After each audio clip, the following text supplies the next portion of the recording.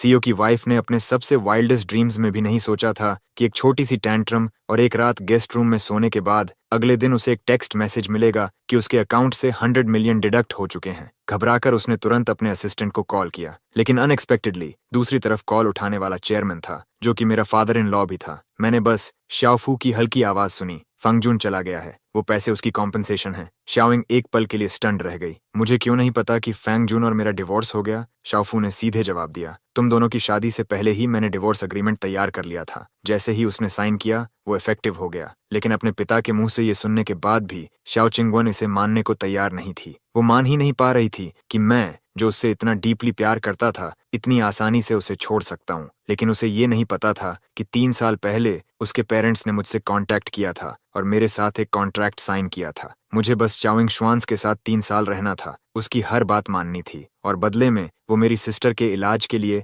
Best doctor arrange करेंगे और मुझे आगे की जिंदगी के लिए इनफ मनी देंगे। मैंने बिना हेजिटेशन के अग्री कर लिया। भले ही शाओइंग को हैंडल करना बहुत मुश्किल था, लेकिन मेरी मेहनत बेकार नहीं गई। सिर्फ 5 दिन बाद मैं अपने इकलौते रिश्तेदार से दोबारा मिलूंगा। तभी अचानक मेरा फोन वाइब्रेट हुआ। मैंने उठाया तो देखा शाओइंग का मैसेज था, कम टू ऑनलाइन। मैं मैसेज को देखकर कुछ पल के लिए रुक गया। ये वही बार था जहां शाओन अक्सर जाती थी। मैंने फोन को थोड़ा कसकर पकड़ा। मेरी रिएक्शन देखकर शाओफू समझ गया कि ये उसकी बेटी का मैसेज है और उसने मुझे जाने को कहा। शाओफू से गुड बाय कहकर मैं उस पुराने मैंशन से बाहर निकल गया। जगह काफी रिमोट थी। काफी देर चलने के बाद मुझे एक राइड मिली। जैसे ही मैं कार में बैठा, शियाओइंग का एक और मैसेज आया, मुझे हरी करने के लिए। मैंने सिर्फ 2 शब्द रिप्लाई किए, सून, और फोन बंद कर दिया। आधे घंटे बाद मैं बार पहुंच गया। प्राइवेट रूम का दरवाजा खोलते ही शियाओइंग ने मुझे एक नजर में देख लिया और मेरी लेट आने पर भौहें सिकोड़ लीं। रेंगते हुए आए हो क्या? एक पिग भी तुमसे तेज होता है। ऐसे वर्ड्स मैं पिछले 3 सालों में काउंटलेस बार सुन चुका था। अब मुझे इनसे कोई फर्क नहीं पड़ता था। तभी हा मिंग, जो शियाओइंग के पास बैठा था, उसने उसका हाथ पकड़ते हुए सॉफ्ट टोन में कहा, शायद इसे कुछ काम था, इसलिए लेट हो गया। शाओइंग इरिटेटेड होकर बोली, इसे क्या काम होगा? ये तो पूरे दिन बस मेरे आसपास घूमता रहता है, बहुत अनोइंग है। उसकी आवाज में साफ इरिटेशन थी, जैसे वो सच में तंग आ चुकी हो। आसपास बैठे लोग उसे टीज करने लगे, तुम कितनी लकी हो, फिर भी अप्रिशिएट नहीं करती। इस पर शाओइंग जान ने कंटेम्पचुअसली हंस दिया। चारों तरफ बातें चल रही थीं, लेकिन मैंने कुछ भी रिफ्यूट नहीं किया, क्योंकि वो गलत नहीं थी। मेरा काम सच में उसके आसपास ही घूमना था। तभी नीचे हॉल से अचानक शोर उठने लगा। सबका ध्यान उधर चला गया। पता चला वहां ड्रिंकिंग कॉन्टेस्ट हो रहा था। विनर को लिमिटेड एडिशन ब्रेसलेट मिलेगा। किंगू, मुझे वो चाहिए। हाँ मिंग की आवाज गूंजी। ठीक है, मैं तुम्हारे लिए जीतूंगी, शाओइंग ने कॉन्फिडेंटली जवाब दिया। फिर उसकी नजर मुझ पर आकर रुकी। जाओ, वो ब्रेसलेट हायोमिंग के लिए जीत कर लाओ। ये सुनकर मैंने नीचे देखा। काफी लोग कंटेस्ट में थे। उनकी अल्कोहल टॉलरेंस मेरे बस की बात नहीं लग रही थी। मुझे थोड़ा डर महसूस हुआ। मैंने वापस शाओइंग की तरफ देखा। मैं सिर्फ तुम्हारे लिए काम करता हूँ, बाकी लोगों से मेरा कोई लेना देना नहीं है। कॉन्ट्रैक्ट में बस इतना था कि मुझे शाओइंग के साथ रहना है, उसकी बात माननी है और उसे डेंजर से बचाना है। दूसरों के लिए कुछ करना उसमें शामिल नहीं था। मैं मना कर सकता था, लेकिन शाओइंग ने इंसिस्ट किया। मैं कह रही हूँ, जाओ और मेरे लिए जीत कर लाओ। ये कहकर वो सोफा पर पीछे झुक गई, मुझे एरोगेंट नजरों से देखते हुए। क्या तुम मना करोगे? हमारी नजरें मिलीं। जब उसने ये पूछा, उसे पता था कि मैं मना नहीं करूंगा, क्योंकि मैं उससे प्यार करता था, इतना कि उसके लिए अपनी जान भी दे सकता था। ये तो बस एक छोटी सी बात थी, मैं कैसे मना करता? और सच में मैंने मना नहीं किया। बिना कुछ कहे मैं नीचे बार में कंटेस्ट में शामिल होने चला गया। वेटर मुझे देखकर शॉक्ड रह गया। उसने बार बार पूछा कि क्या मैं सच में पार्टिसिपेट करना चाहता हूँ। हर बार मैंने हाँ कहा, क्योंकि यही वो कीमत थी जो मुझे चुकानी थी। कॉन्टेस्ट शुरू हुआ। आसपास चीरिंग तेज होती गई। मैं चुपचाप एक के बाद एक ग्लास पीता गया। आखिर में बस मैं और एक और पार्टिसिपेंट बचे थे। वो मेरी परसिस्टेंस देखकर इम्प्रेस्ड हुआ और उसने हार मान ली। तब तक मुझे पता ही नहीं था कि मैंने कितने ग्लासेस पी लिए थे। मैं बस मैकेनिकली पीता जा रहा था। तभी वेटर ने मेरा नाम पुकारा। तब मुझे एहसास हुआ कि मैं जीत चुका हूँ। मेरे हाथ कांप रहे थे जब मैंने वेटर से ब्रेसलेट का बॉक्स लिया। मैं लड़खड़ाते हुए ऊपर गया। सबकी नजरों के सामने मैं शियोइंग के पास गया और उसके सामने बॉक्स रख दिया। ये वो ब्रेसलेट है जो तुम चाहती थी। मेरी धुंधली आंखों और मुश्किल से खड़े रहने वाली हालत को देखकर शियाओ किंगवन ने भौहें सिकोड़ लीं। उसके दिल में अचानक एक अजीब सी झुंझलाहट उठी। जब तक मैंने सवालिया नजरों से बॉक्स थोड़ा आगे नहीं बढ़ाया, वो होश में नहीं आई और उसने झटके से बॉक्स छीन लिया। शियाओइंग ने सावधानी से ब्रेसलेट हाओमिंग की कलाई पर पहनाया। उसने उसे नीचे देखकर फिर शियाओइंग से पूछा, किंगवन, क्या ये सुंदर है? शियाओइंग ने ब्रेसलेट को देखा और अचानक मेरे बेचारगी भरे रूप की छवि उसके दिमाग में कौंध गई। उसे तुरंत इरिटेशन महसूस हुई और उसने ब्रेसलेट उतार दिया। इतनी सस्ती चीज मत पहनो, मैं तुम्हें किसी दिन इससे बेहतर दिलाऊंगी। बस ऐसे ही वो ब्रेसलेट जिसे जीतने के लिए मैंने लगभग अपनी जान दे दी थी, उसने लापरवाही से जमीन पर फेंक दिया। मैंने नजरें झुका लीं, नीचे झुककर उसे उठाया। मैं रेस्टरूम जा रहा हूँ, मैंने शियाओइंग से कहा, लेकिन मेरे बोल खत्म होते ही उसने कोई जवाब नहीं दिया। शायद उसने सुना ही नहीं। अब मुझे फर्क नहीं पड़ता था। मैं सीधे दीवार का सहारा लेकर रेस्टरूम की तरफ चला गया। जैसे ही मैं अंदर पहुंचा, मैंने उल्टी करनी शुरू कर दी, जब तक कि मुझे चक्कर नहीं आने लगे। आखिर में ऐसा लग रहा था जैसे मेरी खुद की पित्त बाहर आ जाएगी। उल्टी करने के बाद मैं सिंक के पास गया और मिरर में अपने बिखरे बाल और लाल चेहरा देखा। मैंने खुद पर तंज कसते हुए हंसी। मैं इतना पैथेटिक कैसे बन गया? मैंने चेहरे पर पानी डाला और खुद को थोड़ा संभाला। फिर प्राइवेट रूम में लौटा, लेकिन दरवाजा खोलते ही अंदर कोई नहीं था। साफ था कि सब जा चुके थे। मुझे नहीं पता वो मुझे भूल गए या जानबूझकर गए, लेकिन मुझे फर्क नहीं पड़ा, बल्कि मैंने राहत की सांस ली। अब मुझे उनसे डील नहीं करना था। बार से बाहर निकलते ही अंधेरा हो चुका था। हवा मेरे अल्कोहल से भीगे कपड़ों से टकराकर ठंडी लग रही थी। मैंने खुद को बाहों में लपेटा और फोन निकालकर कार बुलाने की कोशिश की, लेकिन बैटरी खत्म हो चुकी थी। इसलिए मुझे सड़क के किनारे किनारे पैदल ही घर जाना पड़ा। 2 घंटे बाद मैं घर पहुंचा। मैंने दरवाजा खोला। अंदर लाइट्स जल रही थीं। शकिंगवान सोफा पर बैठी थी। मुझे देखते ही उसके चेहरे पर एक ताना मारने वाली मुस्कान आ गई। कहाँ थे तुम? इतनी देर से आ रहे हो? कहीं बार में किसी के साथ और राउंड तो नहीं चला लिया? उसकी आवाज ऐसे थी जैसे वो मुझे किसी आवारा आदमी से कंपेयर कर रही हो। मुझे बुरा लगा और मैंने सीधा कहा, फोन की बैटरी खत्म हो गई थी, मैं पैदल आया। शियाओइंग ने साफ तौर पर मेरी बात पर भरोसा नहीं किया। बेहतर होगा कि सच बोल रहे हो। इतना कहकर वो उठी और ऊपर बेडरूम में चली गई, जाते जाते कहती हुई, तुमसे शराब की बदबू आ रही है, ऊपर सोने मत आना। शराब की स्मेल तो उसी की वजह से थी, लेकिन मैं उसकी बात टाल नहीं सकता था। मैंने नीचे ही नहाया, एक पतला ब्लैंकेट लिया और सोफा पर सो गया। अगले दिन मैं थोड़ा देर से उठा, जो कि रेयरली होता था। मुझे शियाओइंग के कॉल ने जगाया। जैसे ही मैंने उठाया, उधर से सीधा ऑर्डर आया, 2 लोगों का लंच बनाओ और कंपनी लेकर आओ, जल्दी। वो बोलते ही कॉल काट गई। मुझे मना करने का मौका भी नहीं दिया। वैसे भी मेरे पास मना करने का हक नहीं था। मैं कुछ देर तक सोफा पर सुस्त पड़ा रहा, फिर खुद को उठाया। खड़े होते ही चक्कर आने लगे। मुझे समझ आ गया कि मुझे कोल्ड हो गया है। तभी फोन फिर वाइब्रेट हुआ। शियाओइंग ने डिशेस की लिस्ट भेजी थी, जो सब हैंग के फेवरेट्स थे। अंत में उसने टाइम लिमिट भी डाल दी थी, 40 मिनट्स। लेट ना होने के लिए मेरे पास दवा लेने का भी टाइम नहीं था। मैं तुरंत उठा और किचन में जाकर खाना बनाने लगा। भले ही मैं बहुत तेजी से काम कर रहा था, फिर भी 40 मिनट्स के बाद ही खत्म हुआ। कंपनी पहुंचते ही मैं जल्दी से शियाओइंग के ऑफिस की तरफ गया। ऑफिस एरिया से गुजरते हुए लोगों की फुसफुसाहट मेरे कानों में पड़ी। ये फिर आ गया खाना लेकर एसईओ शाओ को खुश करने के लिए। कितना चिपकू है। सही कहा, यंग मास्टर हाउ वापस आ गया है। साफ दिखता है कि सेयो शाओ की नजरें उसी पर हैं, लेकिन ये फैंग जून अपनी औकात नहीं समझता और चिपका रहता है। मैंने इन बातों पर ध्यान नहीं दिया। ऑफिस डोर तक पहुंचकर जैसे ही मैं अंदर गया, शाओइंग की डांटती आवाज मुझ पर बरस पड़ी। मैंने 40 मिनट्स कहा था, कितनी देर कर दी तुमने? हम्मिंग भूखा मर रहा है, क्या तुम उसकी जिम्मेदारी लोगे? हालांकि मैं लेट था, लेकिन ठीक 12 बजे लंच टाइम था। जब तक हम्मिंग ने ब्रेकफास्ट नहीं छोड़ा हो, उसे इतनी भूख कैसे लग सकती थी? मैंने चुपचाप लंच बॉक्स डेस्क पर रख दिया, बिल्कुल ओबीडियंट अंदाज में, बिना कुछ कहे। उसे नीचे रखने के बाद मेरा इरादा वहां से जाने का था। क्या मैंने कहा था कि तुम जा सकते हो? खाना लगाओ। शियाओइंग ने मुझे फिर से बुलाया। उसकी आवाज में आदेश था। मैंने गहरी सांस ली और चुपचाप वापस मुड़कर एक एक करके बर्तन सजाने लगा। कभी कभी मुझे सच में शक होता था कि शियाओ चिंग के माता पिता ने मुझे उसकी नैनी बनने के लिए रखा है, क्योंकि शियाओइंग लगभग एक बड़े बच्चे की तरह थी, जो मुझसे हर काम करवाती थी, चाहे वो खाना हो या रोज के काम। जैसे ही खाना लग गया, शियाओ चिंगवान ने मुझसे उसके लिए 1 कप कॉफी बनाने को कहा। मैं उसके आदेश मानने का आदी था। जैसे ही मैं ऑफिस से बाहर निकला, मुझे हैंग की आवाज सुनाई दी, किंग शुआन, मैं भी जा रहा हूँ। कदमों की आवाज मेरे पीछे आई। मैंने पीछे मुड़कर नहीं देखा और सीधे कॉफी मशीन की तरफ चला गया। हाविंग मेरे पास आकर रुक गया। उसका लहजा उदासीन था, जैसे उसे अपनी जीत का पूरा यकीन हो। भले ही तुम और चिंगवन शादीशुदा हो, लेकिन वो हमेशा मुझसे ही प्यार करती रही है। तुम्हें ये पता है ना? मैंने कॉफी बीन्स पी से बिना ऊपर देखे। बेशक मुझे पता था। मुझे ये तब से पता था जब मैंने शियाओइंगवान से शादी की थी। उसका चेहरा तुरंत काला पड़ गया,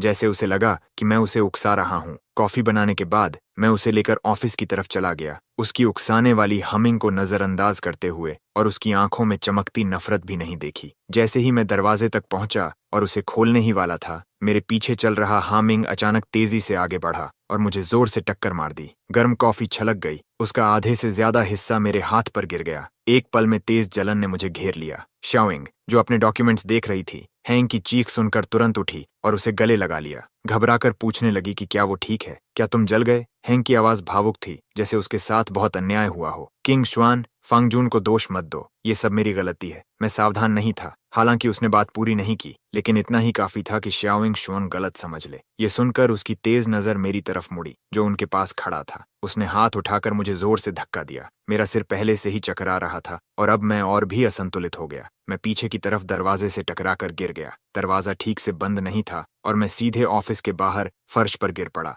बची हुई कॉफी और कप मुझ पर गिर गए। क्या तुमने ये जानबूझकर किया? तुम इतने जलनखोर कैसे हो सकते हो? बाहर निकलो। शाओइंग की गुस्से भरी आवाज के साथ बाहर के लोग शोर सुनकर इकट्ठा हो गए और देखने लगे। चिल्लाने के बाद शाओइंग ने ध्यान से हाओमिंग को गले लगाया और मुझे ऑफिस के बाहर ही बंद कर दिया। भीड़ की खुली हुई हंसी और फुसफुसाहट के बीच मैंने खुद को फर्श से उठाने की कोशिश की। कॉफी के दागों से भरा हुआ और जलते हुए हाथ के साथ मैं वहां से चला गया। घर पहुंचकर मैंने टेकआउट मंगवाया और बर्न ऑइंटमेंट और कोल्ड मेडिसिन खरीदी। उन्हें इस्तेमाल करने के बाद मैंने उन्हें एक छोटे से डिब्बे में रख दिया, जो खास दवाइयों के लिए था। उसमें काफी दवाइयां थीं, टॉपिकल क्रीम्स भी थीं और ओरल मेडिसिन भी। ये सब पिछले 1 साल में मैंने इकट्ठा की थीं। उस शाम जब शाओकिंगुन वापस आई, मैं दूसरी बार ऑइंटमेंट लगा रहा था। शाओकिंगू के जूते उतारने की हरकत रुक गई। वो मेरी तरफ आई। मैंने सिक्योरिटी फुटेज देखा। मुझे पता है तुमने जानबूझकर नहीं किया, लेकिन हाओ मिंग की स्किन नाजुक है और आसानी से चोट लग जाती है। आगे से तुम्हें ज्यादा सावधान रहना चाहिए। उसकी बात सुनकर मैं हल्का सा हंस पड़ा। क्या वो ये कह रही थी कि मेरी स्किन मोटी है? मुझे चुप देखकर उसे लगा मैं अभी भी गुस्से में हूँ। वो मेरे पास आई, मेरे हाथ से ऑइंटमेंट की ट्यूब ली और खुद लगाने लगी। उसका हाथ मेरे हाथ को पकड़ रहा था। मैं चौंक गया, थोड़ा हैरान भी। जब तक मेरे हाथ पर ठंडक फैलनी शुरू नहीं हुई, तब तक मुझे यकीन नहीं हुआ कि शाओइंगवान सच में मेरे लिए दवा लगा रही है। मेरा दिमाग सवालों से भरा हुआ था। तभी अचानक शाओइंग का फोन बजा। शांत विला में मैं साफ साफ हाओमिंग की रोने जैसी आवाज दूसरी तरफ से सुन सकता था। किंगवान, मुझे बहुत चक्कर आ रहा है और उल्टी जैसा लग रहा है। क्या तुम मेरे पास आ सकती हो? मुझे महसूस हुआ कि मेरा हाथ पकड़ने वाली पकड़ धीरे धीरे कस रही थी। मैं दर्द से सिकुड़ गया, लेकिन शाओइंग को जैसे कुछ महसूस ही नहीं हुआ। उसके चेहरे पर चिंता साफ दिख रही थी। हामिंग, मेरा इंतजार करो, मैं अभी आ रही हूँ। अच्छे से रहना और मेरा इंतजार करना। ये कहकर शाओ चिंगवान ने मेरा हाथ कॉफी टेबल पर फेंक दिया और जल्दी से बाहर निकल गई। मेरे अंदर एक दिल चीर देने वाला दर्द उठा। मैं दर्द से चिल्लाया, लेकिन शाओइंग शुआन ने जैसे कुछ सुना ही नहीं। मैंने अपने दर्द से भरे हाथ को काफी देर तक पकड़े रखा, तब जाकर थोड़ा आराम मिला।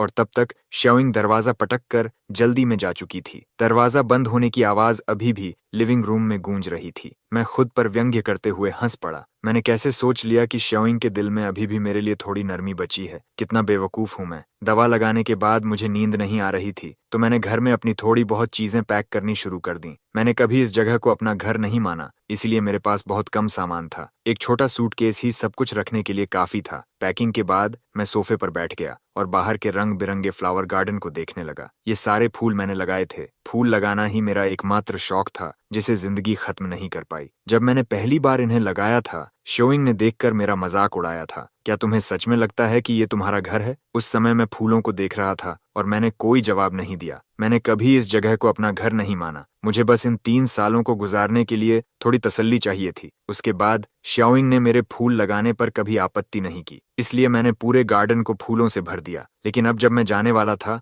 तो इन फूलों को पीछे छोड़ना बेकार लगता। मैंने थोड़ी देर सोचा, फिर बाहर जाकर सारे फूल उखाड़ दिए। 3 साल तक लगाए गए फूल मैंने 4 घंटे से भी कम समय में निकाल दिए। तब तक आसमान भी उजाला होने लगा था। उजड़े हुए गार्डन को देखकर मैं वापस विला में नहाने चला गया। जैसे ही मैं सोने के लिए बिस्तर पर जाने वाला था, फोन बज उठा। स्क्रीन पर शाओकिंग शुआन का नाम था। मैंने अनजाने में फोन को कसकर पकड़ लिया। कॉल कटने से पहले ही मैंने उठा लिया। एक जैकेट लेकर आओ, मैं एड्रेस भेज रही हूँ। हमेशा की तरह उसने आदेश देने के बाद तुरंत फोन काट दिया। मैं काली स्क्रीन को देखता रह गया, थोड़ा उलझन में। सिर्फ एक जैकेट ही तो है, मुझे खुद क्यों लाने को कहा? फिर सोचा शायद उसे मुझे आदेश देना ही पसंद है। मैंने जैकेट उठाया और कार में बैठ गया। अचानक मेरे सीने में तेज दर्द हुआ और सांस लेना मुश्किल हो गया। कुछ देर बाद वो गायब हो गया, तो मैंने ध्यान नहीं दिया। जब मैं पहुंचा तो पता चला कि वो एक एक्वेरियम था। शाओचिंग शुआन की असिस्टेंट दरवाजे पर मेरा इंतजार कर रही थी और मुझे अंदर ले गई। पूरा एक्वेरियम खाली था। साफ था कि उसने पूरा जगह बुक कर लिया था।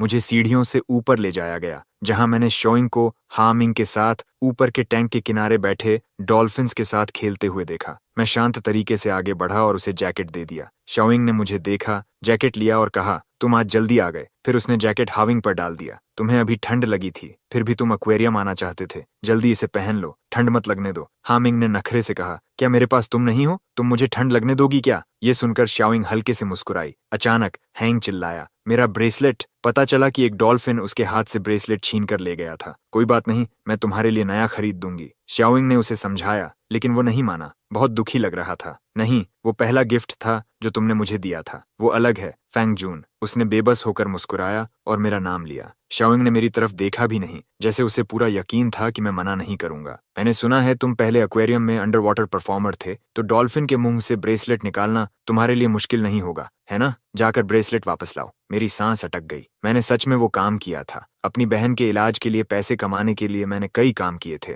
लेकिन काफी समय हो गया था जब मैंने आखिरी बार डाइव किया था। फिर भी मैं मना नहीं कर सकता था। मैंने गहरी सांस ली और अचानक मेरे दिल में तेज दर्द उठा। लेकिन उस समय शाकिंगवान मुझे जल्दी करने के लिए कह रही थी। मेरे पास पानी में कूदने के अलावा कोई रास्ता नहीं था। जब मैं एक्वेरियम में काम करता था, मैं ट्रेनर भी था, इसीलिए डॉल्फिन्स के साथ रहना मेरे लिए मुश्किल नहीं था। लकीली डॉल्फिन बस अपने माउथ में ब्रेसलेट के साथ खेल रहा था और उसने उसे निगला नहीं था। मैंने उसे काफी आसानी से वापस ले लिया। जैसे ही मैं ऊपर तैरने वाला था, डॉल्फिन को लगा कि मैं उसके साथ खेलने आया हूँ और वह बार बार अपनी स्नाउट से मुझे धक्का देने लगा। एक पल के लिए मेरा ऊपर उठना मुश्किल हो गया, शायद इसलिए क्योंकि मैं पूरी रात नहीं सोया था और मेरी कोल्ड भी पूरी तरह ठीक नहीं हुई थी। मैं धीरे धीरे थकता गया। जैसे ही मैं पानी से ऊपर आया, मेरी नजर काली पड़ गई। मैं बेहोश हो गया। मेरे हाथ अब भी ब्रेसलेट को कसकर पकड़े हुए थे। जब मैं पूरी तरह होश खो चुका था, उससे पहले मुझे एक जोड़ी मजबूत हाथों का सहारा महसूस हुआ जो मुझे ऊपर उठा रहे थे। वह कौन था? शायद कोई स्टाफ मेंबर, मैंने थकान में सोचा।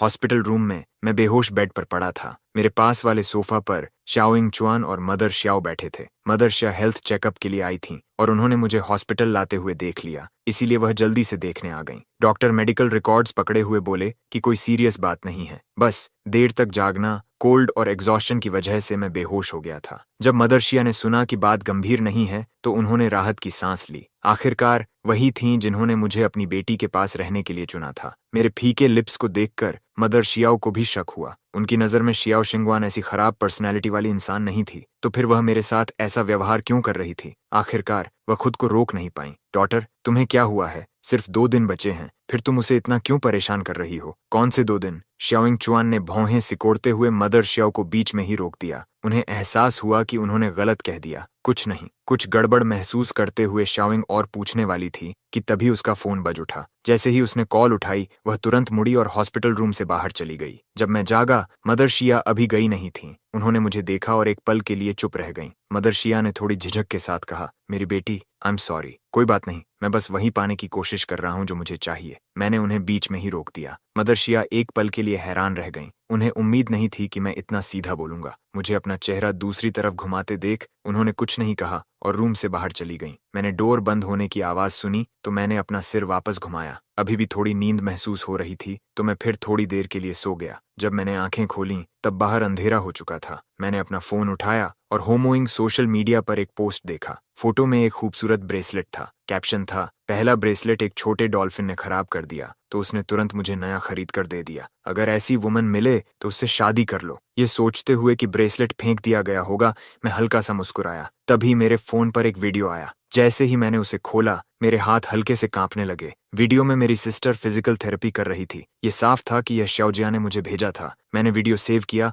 और बार बार देखने लगा। मेरी आंखों के कोनों से भावनाओं के आंसू बहने लगे। तभी मेरे कान के पीछे से शाओइंग चुआन्स की धीमी आवाज आई, ये कौन है? मैं चौंक गया और जल्दी से फोन छुपाकर अपने आंसू पोंछ लिए। शाओइंग चुआन बेचैन लग रही थी। उसका एक्सप्रेशन बहुत सीरियस था, जैसे वह फोन छीनना चाहती हो। मैं पूछ रही हूँ, ये औरत कौन है? ये पहली बार था जब मैंने उसके चेहरे पर ऐसा एक्सप्रेशन देखा। मैंने फोन को कसकर पकड़ा और जितना हो सके काम वॉइस में कहा, वो मेरी कॉलेज फ्रेंड है। उसका एक्सप्रेशन बिल्कुल नहीं बदला, तो मैंने एक और बात जोड़ी, काफी समय से हमारा कांटेक्ट नहीं है। तभी जाकर शाओइंग चुआन्स का एक्सप्रेशन थोड़ा नरम हुआ। उसने फोन छीनने की कोशिश बंद कर दी और अपना हाथ मेरी तरफ बढ़ाया। अगर कांटेक्ट नहीं है तो इसका मतलब वो इम्पोर्टेंट नहीं है। वीडियो डिलीट करो, मुझे दो, मैं डिलीट कर देती हूँ। उसके शक को बढ़ने से रोकने के लिए मुझे उसे फोन देना पड़ा। मैं देखता रहा जब उसने वीडियो डिलीट किया। वीडियो डिलीट हो गया। शाकिंग चुआन का व्यवहार फिर से पहले जैसा हो गया। सामान पैक करो, मैं तुम्हें घर ले जाने आई हूँ। ये सुनकर मैं स्तब्ध रह गया। समझ नहीं आया कि वह मुझे हॉस्पिटल से लेने क्यों आई, लेकिन वह फिर भी मुझे जल्दी करने के लिए कहती रही। मैं हॉस्पिटल एंट्रेंस पर वेट करूंगी। मैंने सामान पैक किया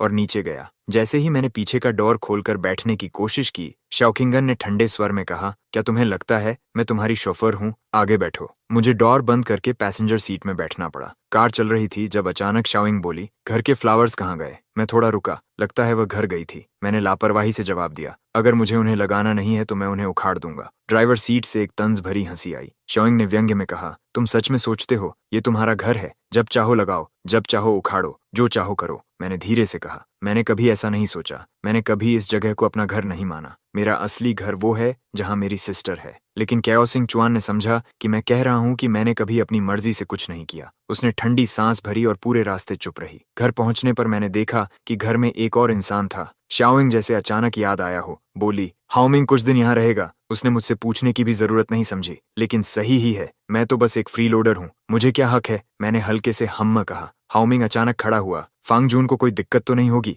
मेरे कुछ कहने से पहले ही शाओइंग चुआन बोली, उसे दिक्कत होने का कोई हक नहीं है। तुम इसे अपना घर समझो। मैंने सिर झुका लिया और खुद पर हंसा। मेरे लिए इसे अपना घर मत समझो, और मिंग के लिए इसे अपना घर समझो। सच में प्यार और बिना प्यार का फर्क कितना साफ होता है। लेकिन अब समय आ गया था कि मैं उनके लिए रास्ता छोड़ दूं, और इसी तरह हाओमिंग वहीं रहने लगा। अजीब बात यह थी कि उसके आने के बाद भी शाओचिंग चुआन दूसरे कमरे में नहीं गई। वह अब भी मेरे साथ उसी बेड पर सोती थी। लेकिन मैंने इस बारे में ज्यादा नहीं सोचा। आखिरी दिन जब मैं उठा, शाओइंग चुआन घर पर नहीं थी। जैसे ही मैं कमरे से बाहर निकला, मैंने हाओमिंग को हॉलवे में खड़े एक पेंटिंग को देखते हुए पाया। मैं उसे इग्नोर करके नीचे जाना चाहता था। बिना मुड़े उसने मुझे पुकारा। मैंने सोचा था, जिस तरह चिंग चुआन तुम्हारे साथ व्यवहार करती है, तुम जल्दी ही उसे छोड़ दोगे। मुझे उम्मीद नहीं थी कि तुम इतना लंबा टिकोगे। क्या कहूँ, तुम बहुत दृढ़ हो। हाओमिंग मेरी तरफ मुड़ा, पास आया और मुझे ऐसे घूरने लगा जैसे कोई अजीब चीज देख रहा हो। चिंग चुआन ने मुझसे पहले कहा था कि तुम उससे प्यार करते हो, इतना कि मर जाओ, और मैंने विश्वास नहीं किया। लेकिन अब करता हूँ। आखिर कौन ऐसा होगा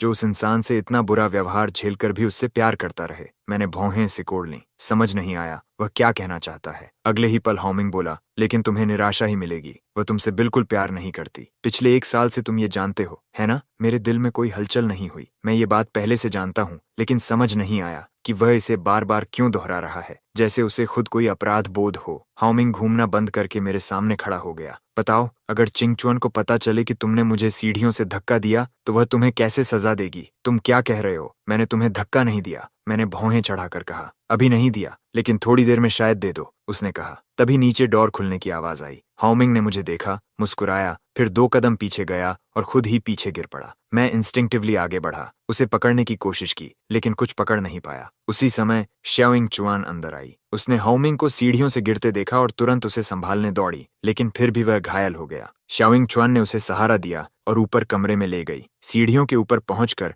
उसने मुझे जोर से धक्का देकर एक तरफ कर दिया। दरवाजे की दरार से, जहां शाओइंग चुआन नहीं देख सकती थी, हाओमिंग ने मुझे देखकर मुस्कुराया। वो जीत से भरी मुस्कान थी। मेरी आंखों में हैरानी भर गई। मैंने कभी नहीं सोचा था कि मुझे फंसाने के लिए वह इतना नीचे गिर जाएगा। मेरे एक्सप्रेशन को देखते ही हाओमिंग ने मुस्कान हटा ली और आंसू रोकने जैसा चेहरा बना लिया। शाओइंग चुआन की तरफ देखते हुए बोला, चुआन, फंग को ब्लेम मत करो, ये मेरी गलती है। मैंने उसे नाराज कर दिया। उसने जानबूझकर मुझे धक्का नहीं दिया। बस तुम हमेशा ऐसे ही रहते हो, इसलिए तुम्हें बुली किया जाता है। यहीं रुको, मैं डॉक्टर को बुलाती हूँ। ये कहने के बाद शाओइंग चुआन कमरे से बाहर चली गई। दरवाजा बंद किया और स्टेप बाय स्टेप मेरी तरफ बढ़ने लगी। मैं पीछे हटता गया जब तक मेरी पीठ दीवार से नहीं लग गई। शाओइंग चुआन ने एक भी शब्द बर्बाद नहीं किया। उसने एक हाथ से मेरी कलाई पकड़ी और मुझे नीचे की तरफ घसीटने लगी। मैं बेतहाशा स्ट्रगल करता रहा, लेकिन मेरी कलाई पर उसकी पकड़ कसकर बनी रही। सीढ़ियों से नीचे जाते वक्त मैं सीधे सीढ़ियों पर गिर भी गया। शाओइंग चुआन बिल्कुल नहीं रुकी।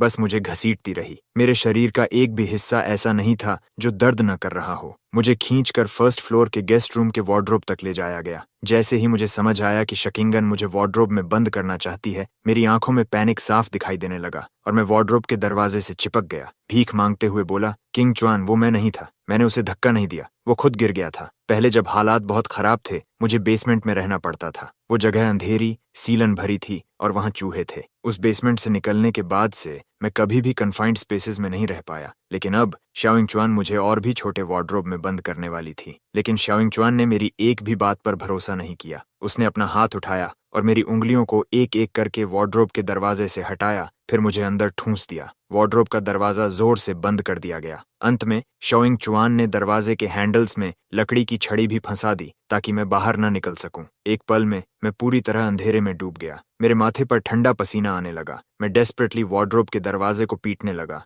चिंगुआन शाओइंग च्वान, मुझे बाहर निकालो, मैं यहाँ नहीं रह सकता। लेकिन बाहर से शुरुआत से अंत तक कोई आवाज नहीं आई, जब तक कि मेरे पास दरवाजा पीटने की ताकत खत्म नहीं हो गई। मैं वार्डरोब के दरवाजे से टिककर धीरे धीरे सिकुड़ गया, खुद को कसकर पकड़ लिया। ऐसा लग रहा था जैसे मेरे कानों में पानी टपकने की आवाज आ रही हो और चूहों की चीख भी सुनाई दे रही हो। एक पल के लिए लगा जैसे मैं फिर से उसी अंधेरे बेसमेंट में लौट आया हूँ, अनगिनत मुश्किलों से घिरा हुआ, डॉक्टर के क्रिटिकल कंडीशन नोटिसेस से घिरा हुआ। डर भी मुझ पर टूट पड़ा। काफी देर बाद मैं धीरे धीरे इसका आदी हो गया और मेरे कानों में आ रही आवाजें धीरे धीरे गायब हो गईं। मेरी बहन ने फिजिकल थेरेपी शुरू कर दी है। बीते हुए दिन अब खत्म हो चुके हैं। मुझे नहीं पता कितना समय बीत गया था जब वार्डरोब का दरवाजा खोला गया। रोशनी अंदर आई। मैंने अपनी आंखों को ढकने के लिए हाथ उठाया और शाओइंग च्वान स्तब्ध रह गई। मेरे बाल बिखरे हुए थे, मेरे होंठ पीले पड़ चुके थे और मेरा माथा ठंडे पसीने से भरा हुआ था। उसे उम्मीद नहीं थी कि हालत इतनी गंभीर होगी। मैं तो बस उसे थोड़ा पनिश करना चाहती थी। उसके दिल में अचानक एक हल्का दर्द उठा।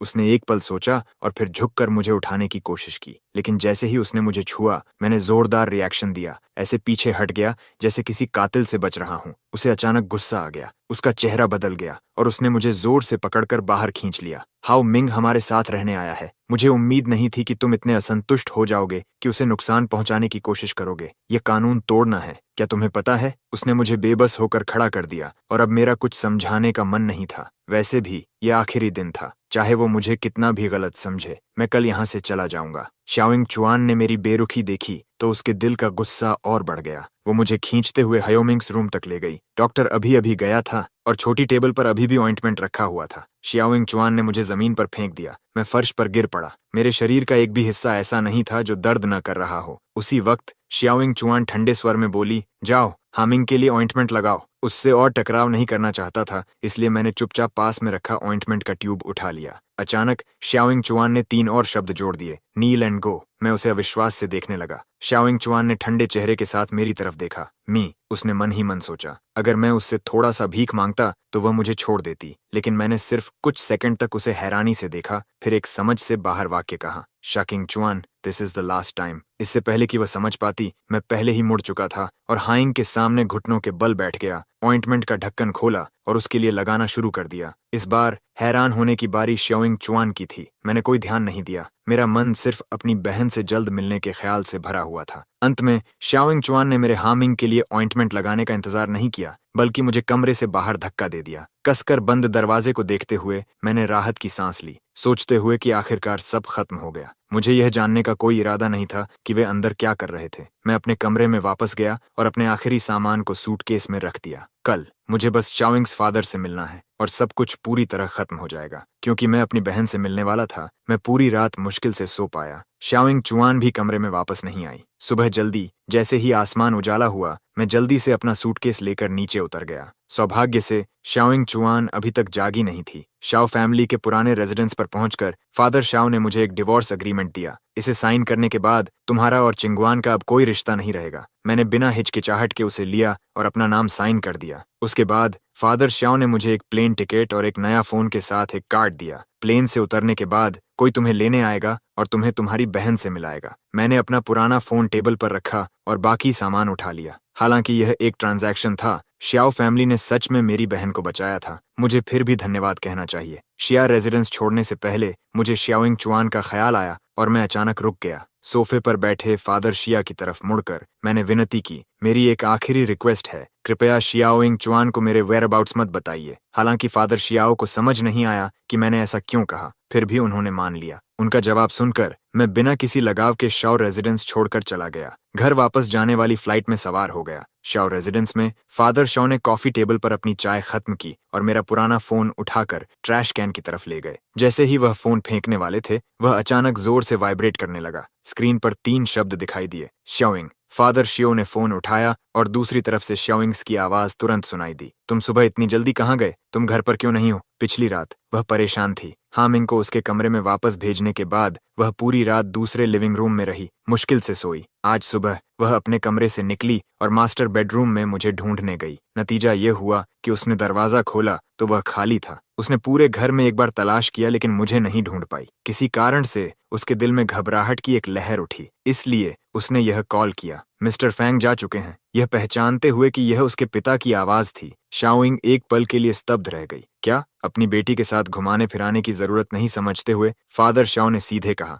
मिस्टर फैंग ने तुमसे डिवोर्स कर लिया है, अब उसे ढूंढने की जरूरत नहीं है। अब तुम जिसके साथ रहना चाहो उसके साथ रह सकती हो। इस वाक्य ने शाओइंग चुआन को और भी उलझन में डाल दिया, इसलिए अपने पिता को और कुछ कहने का मौका दिए बिना उसने सीधे फोन काट दिया। वे 2 शब्द उसके दिमाग में लगातार गूंजते रहे, लेकिन उसने बिल्कुल भी विश्वास नहीं किया। उसने घर को फिर से पूरी तरह तलाशा। इस बार उसने देखा कि घर से कुछ चीजें गायब थीं और वे सभी चीजें मेरी थीं, क्योंकि मेरे पास ज्यादा सामान नहीं था। अगर ध्यान से न देखा जाए तो पता नहीं चलता कि घर से चीजें अचानक गायब हो गई हैं, और किसी तरह मेरा फोन भी उसके पिता के हाथ में था। उसके दिल में कुछ बुरे अनुमान उठने लगे। कपड़े बदलने के बाद शाओचिंग चुआन जल्दी से बाहर निकल गई। जैसे ही वह सीढ़ियों के ऊपर पहुंची, उसे हामिंग ने रोक लिया, जो अपने कमरे से बाहर आ रहा था। चिंग चुआन, तुम इतनी जल्दी में कहाँ जा रही हो? मैं चाहता हूँ कि तुम मेरे साथ ब्रेकफास्ट करो। उसने शाओइंग्स की बाह को करीब से पकड़ लिया, शरारती अंदाज में मुंह बनाते हुए। अगर पहले की बात होती तो शाओइंग चुआन बिना एक पल सोचे सब कुछ छोड़कर उसके साथ चली जाती, लेकिन आज उसका दिल सिर्फ मेरे ख्याल से भरा हुआ था। उसने अधीरता से उससे चिपके हुए व्यक्ति को दूर धक्का दे दिया। खुद ही खा लो। पूरे रास्ते उसकी कार स्पीड लिमिट के करीब दौड़ती रही। ओल्ड रेजिडेंस पहुंचकर वह अंदर दाखिल हुई। फादर शाओ लिविंग रूम में बैठे थे।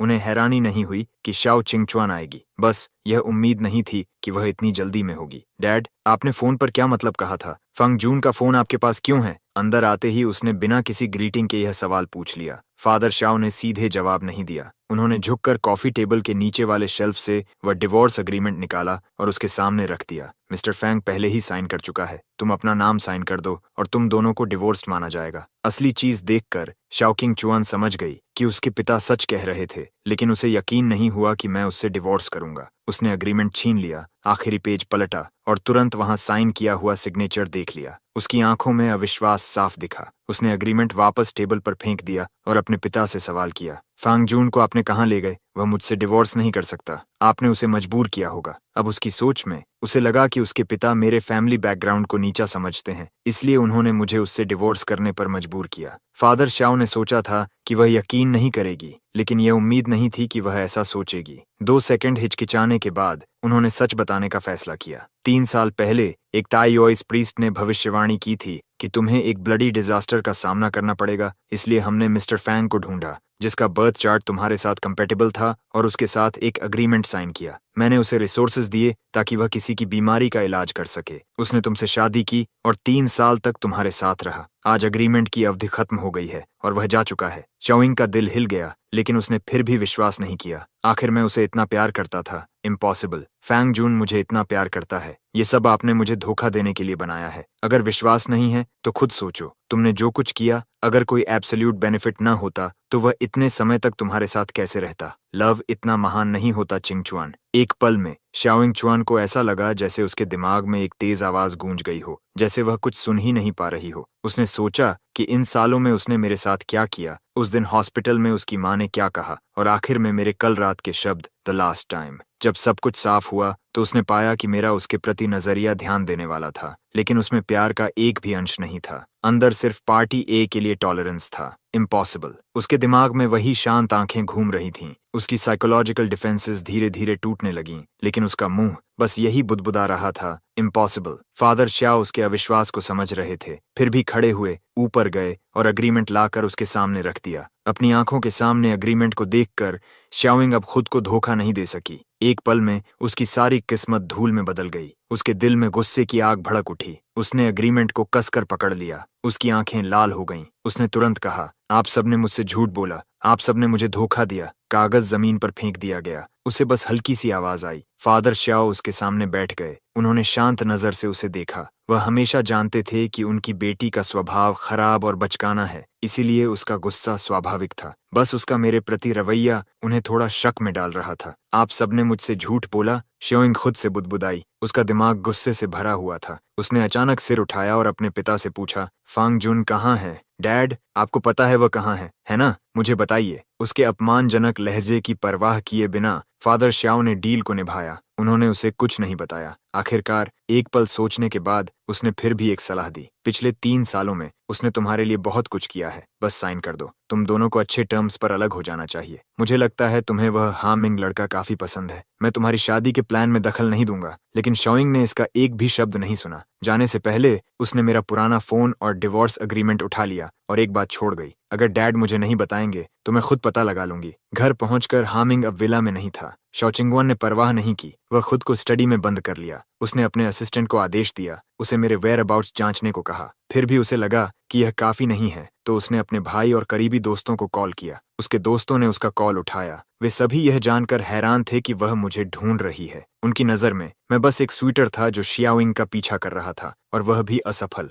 लेकिन चाहे वे कितना भी पूछें, शियाओइंग ने बस उन्हें मदद करने को कहा। आखिर में वे मान गए। जितने लोगों से वह संपर्क कर सकती थी सबको करने के बाद शियाओइंग ने आखिर फोन रख दिया। साफ जानती थी कि मुझे इतनी जल्दी ढूंढ पाना संभव नहीं होगा, फिर भी वह अपने फोन को घूरती रही। तभी किसी ने उससे पूछा कि वह मुझे ढूंढने के लिए इतनी जिद्दी क्यों है। उसने जवाब नहीं दिया, बस उन्हें खोजने में मदद करने को कहा। अब जब वह रुक गई थी तो वह खुद सोचने लगी कि वह इतनी गुस्से में क्यों है। सोचते सोचते उसकी नजर मेरे पुराने फोन पर पड़ी। शियाओइंग शुआन ने फोन उठाया और उसे खोला। उसके दिल में एक हल्की सी उम्मीद थी जिसे वह खुद भी नहीं समझ पा रही थी। आज तक वह विश्वास नहीं कर पा रही थी कि मेरे मन में उसके लिए कोई भावना नहीं थी। लेकिन जब उसने मेरे नोट्स सेक्शन को खोला तो उसकी वह छोटी सी उम्मीद टूट गई। मैंने बहुत कम नोट्स लिखे थे। पहली लाइन उस समय की थी जब अग्रीमेंट साइन हुआ था, thank you CO for this opportunity. Brother आखिरकार तुम्हें बचा सकता है। दूसरी लाइन हमारी शादी के दिन की थी, ये घर बहुत बड़ा और बहुत खाली है, मैं अपनी पूरी कोशिश करूंगा, शियाओ मेरा इंतजार करना। तीसरी लाइन शादी के आधे साल बाद की थी, शियाओ के लिए ट्रीटमेंट प्लान है, मिस शियाओ को संभालना ज्यादा मुश्किल नहीं है। चौथी लाइन शादी के 1 साल बाद की थी, मिस शियाओ का फर्स्ट लव वापस आ गया है। हर दिन एक नाइटमेयर जैसा है, लेकिन शिया यू की सेहत बेहतर हो गई है। आखिरी लाइन 5 दिन पहले की थी, बस 5 दिन और सब खत्म हो सकता है, सब कुछ खत्म हो सकता है, फिर मैं शियू से मिल सकता हूँ।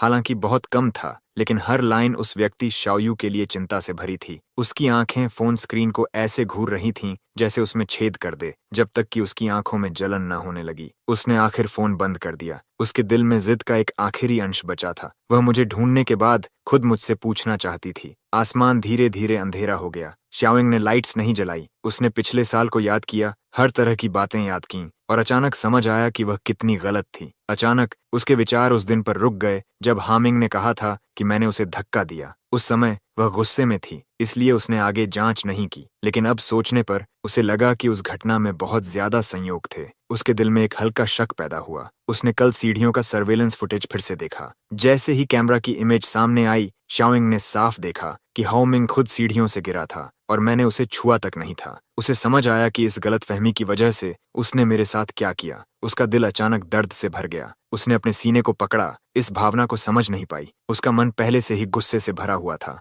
हामिंग की हिम्मत कैसे हुई कि वह उसके सामने ऐसा खेल खेले। उसने फोन निकाला और हैंग को कॉल किया। दूसरी तरफ वाला उसकी गुस्से से पूरी तरह अनजान था। अभी भी नरम आवाज में क्यूट बनकर बात कर रहा था। सुबह शोइंग के रवैये से अपनी नाराजगी जता रहा था। इसीलिए अब मुझे ढूंढने आई हो। मैंने आज सुबह कुछ नहीं खाया, मुझे तुमसे थोड़ा कंफर्ट चाहिए। क्या फैंग जुन ने सच में तुम्हें कल धक्का दिया था? शियाओइंग ने ठंडे स्वर में उसे बीच में रोक दिया। दूसरी तरफ हामिंग एक पल के लिए चुप हो गया। उसकी आवाज में शिकायत थी। हाँ, मेरा घुटना अभी भी दर्द कर रहा है, शियाओइंग ने ठंडे स्वर में चिल्लाया, जिससे वह तुरंत चुप हो गया। अभी भी मुझसे झूठ बोल रहे हो। मैंने कैमरा फुटेज देख लिया है, ये साफ था कि तुम खुद गिरे थे। हैंग एक पल के लिए घबरा गया, जल्दी जल्दी इनकार करते हुए बोला, मैंने नहीं किया, उसी ने मुझे धक्का दिया था। किंगवन, तुम्हें मुझ पर भरोसा करना होगा। वह जानती थी कि उसे कोई जवाब नहीं मिलेगा। शोइंग ने सीधे फोन काट दिया। उसने सर्वेलेंस वीडियो अपने फोन में कॉपी की और हैंग्स के घर पहुंच गई। दरवाजे पर जोरदार दस्तक गूंजी। हैंग अब डर गया। उसने अपना फोन कसकर पकड़ लिया। उसने दरवाजे की तरफ हैरानी और बेचैनी से देखा,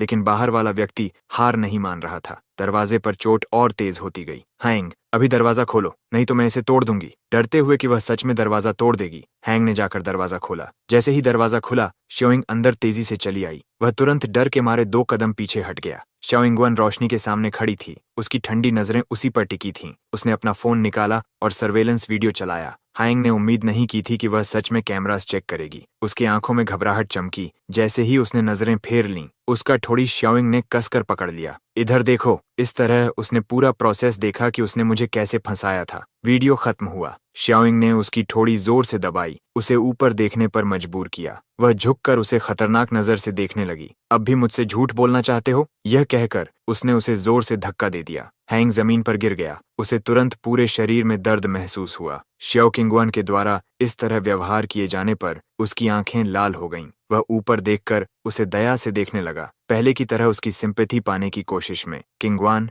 मैं बस तुमसे बहुत प्यार करता हूँ। तुम जानती हो ना, अगर वह हमारे बीच नहीं आता तो हम बहुत पहले शादी कर चुके होते। वही हमारे रास्ते की रुकावट है। शोइंग उसके शब्दों से बिल्कुल प्रभावित नहीं हुई। उसकी आवाज बर्फ जैसी ठंडी थी। चाहे कुछ भी हो, फांग जून मेरा हस्बैंड है। तुम कौन होते हो उसे छूने वाले? तुम सच में मरने के लायक हो। चाहे हामिंग कितना भी संघर्ष करे। शोइंग उसे सीधे विला ले आई, उस क्लोजेट तक जहां मुझे कभी बंद किया गया था। उसने उसे अंदर धकेल दिया। जो दर्द फिंग जून ने सहा था, वह तुम्हें भी एक बार सहना चाहिए। क्लोजेट का दरवाजा बंद कर दिया गया, लेकिन वह गई नहीं। शोइंग क्लोजेट के सामने बेड पर बैठ गई। अंदर से हैंग की चीखें और दरवाजे पर उसकी बेतहाशा चोट सुनती रही। एक पल के लिए उसे लगा जैसे वह फिर से पिछली रात में लौट आई हो। लेकिन पिछली रात मुझे बंद करने के बाद वह चली गई थी। तो क्या मैंने भी ऐसे ही दरवाजा पीटा था और मदद के लिए रोया था, लेकिन किसी ने मेरी तरफ ध्यान नहीं दिया? क्या इसलिए जब उसने मुझे गले लगाना चाहा तो मैं पीछे हट गया और वह बातें कहीं? अचानक एक दिल तोड़ देने वाला दर्द उसके अंदर उठा, जैसे उसे कुचल रहा हो। फिर भी वह एक मैसोकिस्ट की तरह सुनती रही। शाम थी जब मुझे बंद किया गया था। सुबह होने तक हेडबोर्ड से टिके हुए श्याओ चिंगवान ने हलचल की। उसके हाथ पैर अकड़ गए थे। क्लोजेट से अब कोई आवाज नहीं आ रही थी। शोइंग को क्लोजेट खोलने की जल्दी नहीं थी। उसने पहले अपना फोन उठाया और अपने असिस्टेंट को कॉल किया। जवाब मिला कि कोई खबर नहीं है। शोइंग्स के दिल में निराशा भर गई। उसने फोन काट दिया और क्लोजेट खोल दिया। अंदर हैंग सो गया था या शायद बेहोश हो गया था। शोइंग ने उसे छुआ नहीं। उसने फोन करके 2 बॉडीगार्ड्स को बुलाया और उसे शिया फैमिली के दरवाजे पर फेंकने को कहा। साथ ही शिया फैमिली के ओल्ड मास्टर के लिए एक मैसेज छोड़ा, अपने बेटे को काबू में रखो। ये सब करने के बाद शोइंग ने खाली कमरे को देखा। उसके दिल में अनंत अकेलापन था। वह घर जो कभी खाली नहीं लगता था, इस पल पूरी तरह खाली लग रहा था। क्या सिर्फ इसलिए क्योंकि मैं नहीं था? वह आगे सोचने की हिम्मत नहीं कर पाई। उसने बस अपनी पूरी ताकत से सबको मुझे ढूंढने में लगा दिया, लेकिन ऐसा था जैसे मैं गायब हो गया हूँ। कई दिनों तक कोई खबर नहीं मिली। धीरे धीरे श्योइंग शुआन इस खालीपन को सह नहीं पाई। मेरे बिना घर में रहना। वह बार में रहने लगी, अल्कोहल के सहारे सोने लगी। कुछ ही दिनों में श्योइंग के दोस्तों को भी पता चल गया कि वह बार में खुद को डुबो रही है। उसके साथ कुछ हो न जाए, इस डर से वे उसके पास गए। उसने उन्हें नहीं भगाया, बस एक के बाद एक ग्लास पीती रही। कई दिनों तक वह बहुत ज्यादा पीती रही। जल्द ही वह नशे में डूब गई। एक दोस्त को बहुत जिज्ञासा हुई। उसने उसके नशे का फायदा उठाकर पूछा, किंगवान, हम सब बहुत क्यूरियस हैं। तुम फंग जून को ढूंढने के लिए इतना एफर्ट क्यों कर रही हो? अगर वह चला गया तो जाने दो। तुम्हें वह वैसे भी पसंद नहीं है ना? यह सुनकर श्योइंग ने अपना ग्लास नीचे रख दिया। उसकी आंखों में गुस्से की झलक थी। उसने आक्रामक तरीके से कहा, उसने मुझसे झूठ बोला। वह हमेशा मुझे धोखा देता रहा। उसे मुझसे बिल्कुल भी प्यार नहीं है। एक वाक्य ने बड़ा हंगामा खड़ा कर दिया। सभी जानते थे कि मैं उसके साथ कितना अच्छा था। अब श्योइंग्स के मुंह से यह सुनना कि मैं उसे पसंद नहीं करता, सब एक पल के लिए स्तब्ध रह गए। लेकिन इससे पहले कि वे कुछ पूछते, उन्होंने देखा कि श्योइंग रो रही थी। उसे मुझसे बिल्कुल भी प्यार नहीं है। उसे मुझसे प्यार नहीं है। श्योइंग हुआन सोफे पर बैठी थी। उसकी आंखों का तेज भाव दुख में बदल गया। उसमें शिकायत की झलक भी थी।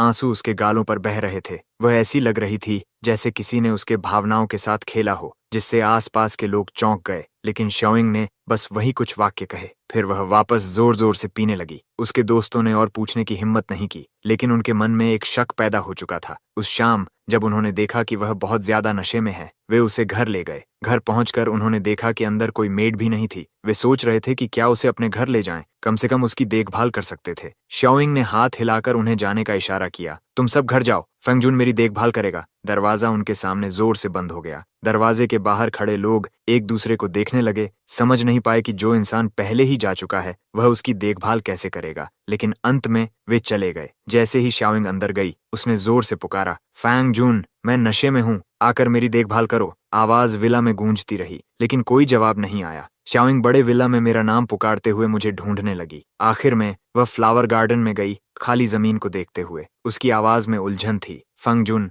तुम्हारे फूल कहाँ हैं? क्या तुमने पूरा यार्ड फूलों से नहीं भरा था? अब कुछ भी क्यों नहीं है? उसका जवाब सिर्फ तेज हवा थी। उसकी होश धीरे धीरे लौट आई। उसे याद आया कि मैं बहुत पहले ही जा चुका हूँ। दुख लहर की तरह उस पर टूट पड़ा। एक पल में मुझे खोने का दर्द धोखे के गुस्से से भी ज्यादा भारी पड़ गया। शाओइंग घुटनों के बल गिर गई, अपना सिर हाथों में छुपा लिया। आंसुओं ने उसकी हथेलियां भिगो दी। फेंगजून, तुमने मुझसे झूठ क्यों बोला? झूठ बोलने के बाद तुम मुझे ऐसे छोड़कर क्यों चले गए? तुम इतने निर्णायक तरीके से क्यों चले गए? मत जाओ फेंगजून, वह बड़बड़ाती रही। धीरे धीरे वह फेंस के सहारे टिक गई और वहीं सो गई। जब वह जागी तो खुद को हॉस्पिटल में पाया। उसके हाथ में अभी भी आईवी नीडल लगी हुई थी। हॉस्पिटल बेड के पास मदर श्याओ बैठी थी और पीछे सोफे पर फादर श्याओ थे। उसे जागता देख फादर श्याओ ने उसे ठंडी नजर से देखा, जबकि मदर श्याओ उसके पास आई। बेटी, तुम आखिर जाग गई। मैं आज सुबह तुम्हारे घर आई थी और तुम्हें फ्लावर गार्डन में बेहोश पाया। तुम्हें तेज बुखार था। तुमने मुझे बहुत डरा दिया। तब जाकर शाओइंग सुएन को समझ आया कि क्या हुआ था। वह ऐसी नहीं थी कि नशे में सब भूल जाए, इसलिए उसे कल की सारी बातें याद थीं।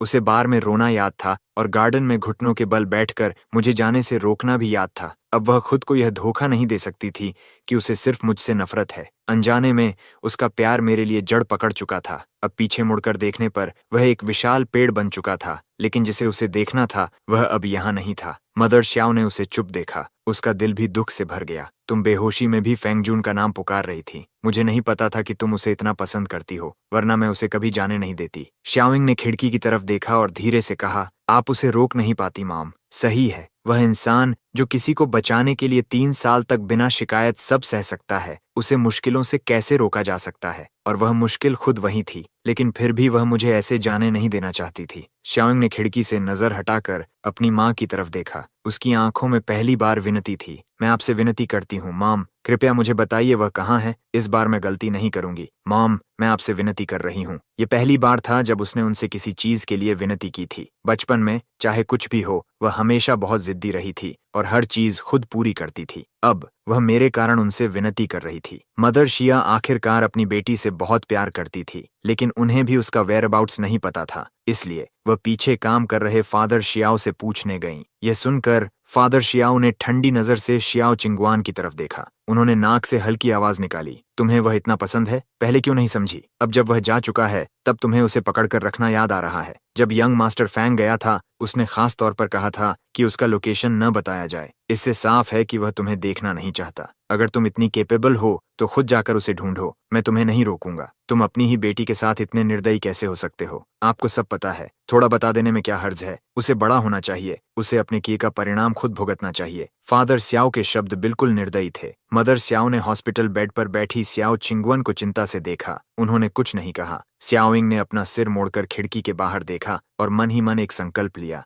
मैं तुम्हें दुनिया के किसी भी कोने में ढूंढ लूंगी। मैं अपनी बहन फांग यू के साथ हॉस्पिटल में फॉलो अप अपॉइंटमेंट के लिए था। शियाओ फैमिली के ओल्ड हाउस से निकलने के बाद मैंने कंट्री एफ के लिए प्लेन पकड़ा। उतरने के बाद मैंने किसी को मेरा इंतजार करते देखा। जैसे ही मैं टर्मिनल से बाहर निकला, वह मुझे सैनिटोरियम ले गई। रास्ते में उसने फांग यू की कंडीशन के बारे में बताया। सैनिटोरियम पहुंचकर डॉक्टर ने कहा कि फांग यू पास के रूम में है और मुझे थोड़ा इंतजार करने को कहा। इंतजार के दौरान मैं बेचैन था, बैठ नहीं पा रहा था। तभी वह आवाज सुनाई दी। मैं होश में आया। ब्रदर, हॉस्पिटल रूम के दरवाजे की तरफ देखते हुए फैंग यू मेरी तरफ दौड़ी और मुझे गले लगा लिया। हम 3 साल से नहीं मिले थे। हालांकि वह बेड रिडन थी, फिर भी उसका बढ़ना पूरी तरह नहीं रुका था। अब वह एक जवान लड़की जैसी दिख रही थी। उसकी ताकत भी कम नहीं थी। कल शाओइंग द्वारा घसीटे जाने का जख्म अभी ठीक नहीं हुआ था। मैं दर्द से सांस खींचकर थोड़ा पीछे हट गया। फैंग यू ने तुरंत छोड़ दिया। उसकी नजर तुरंत अपने भाई की कलाई पर पड़े लाल निशान पर गई। ये क्या है? किसने तुम्हें सताया? मैंने अपनी स्लीव नीचे खींचकर उसे ढक लिया। मेरी आंखें लाल हो गईं।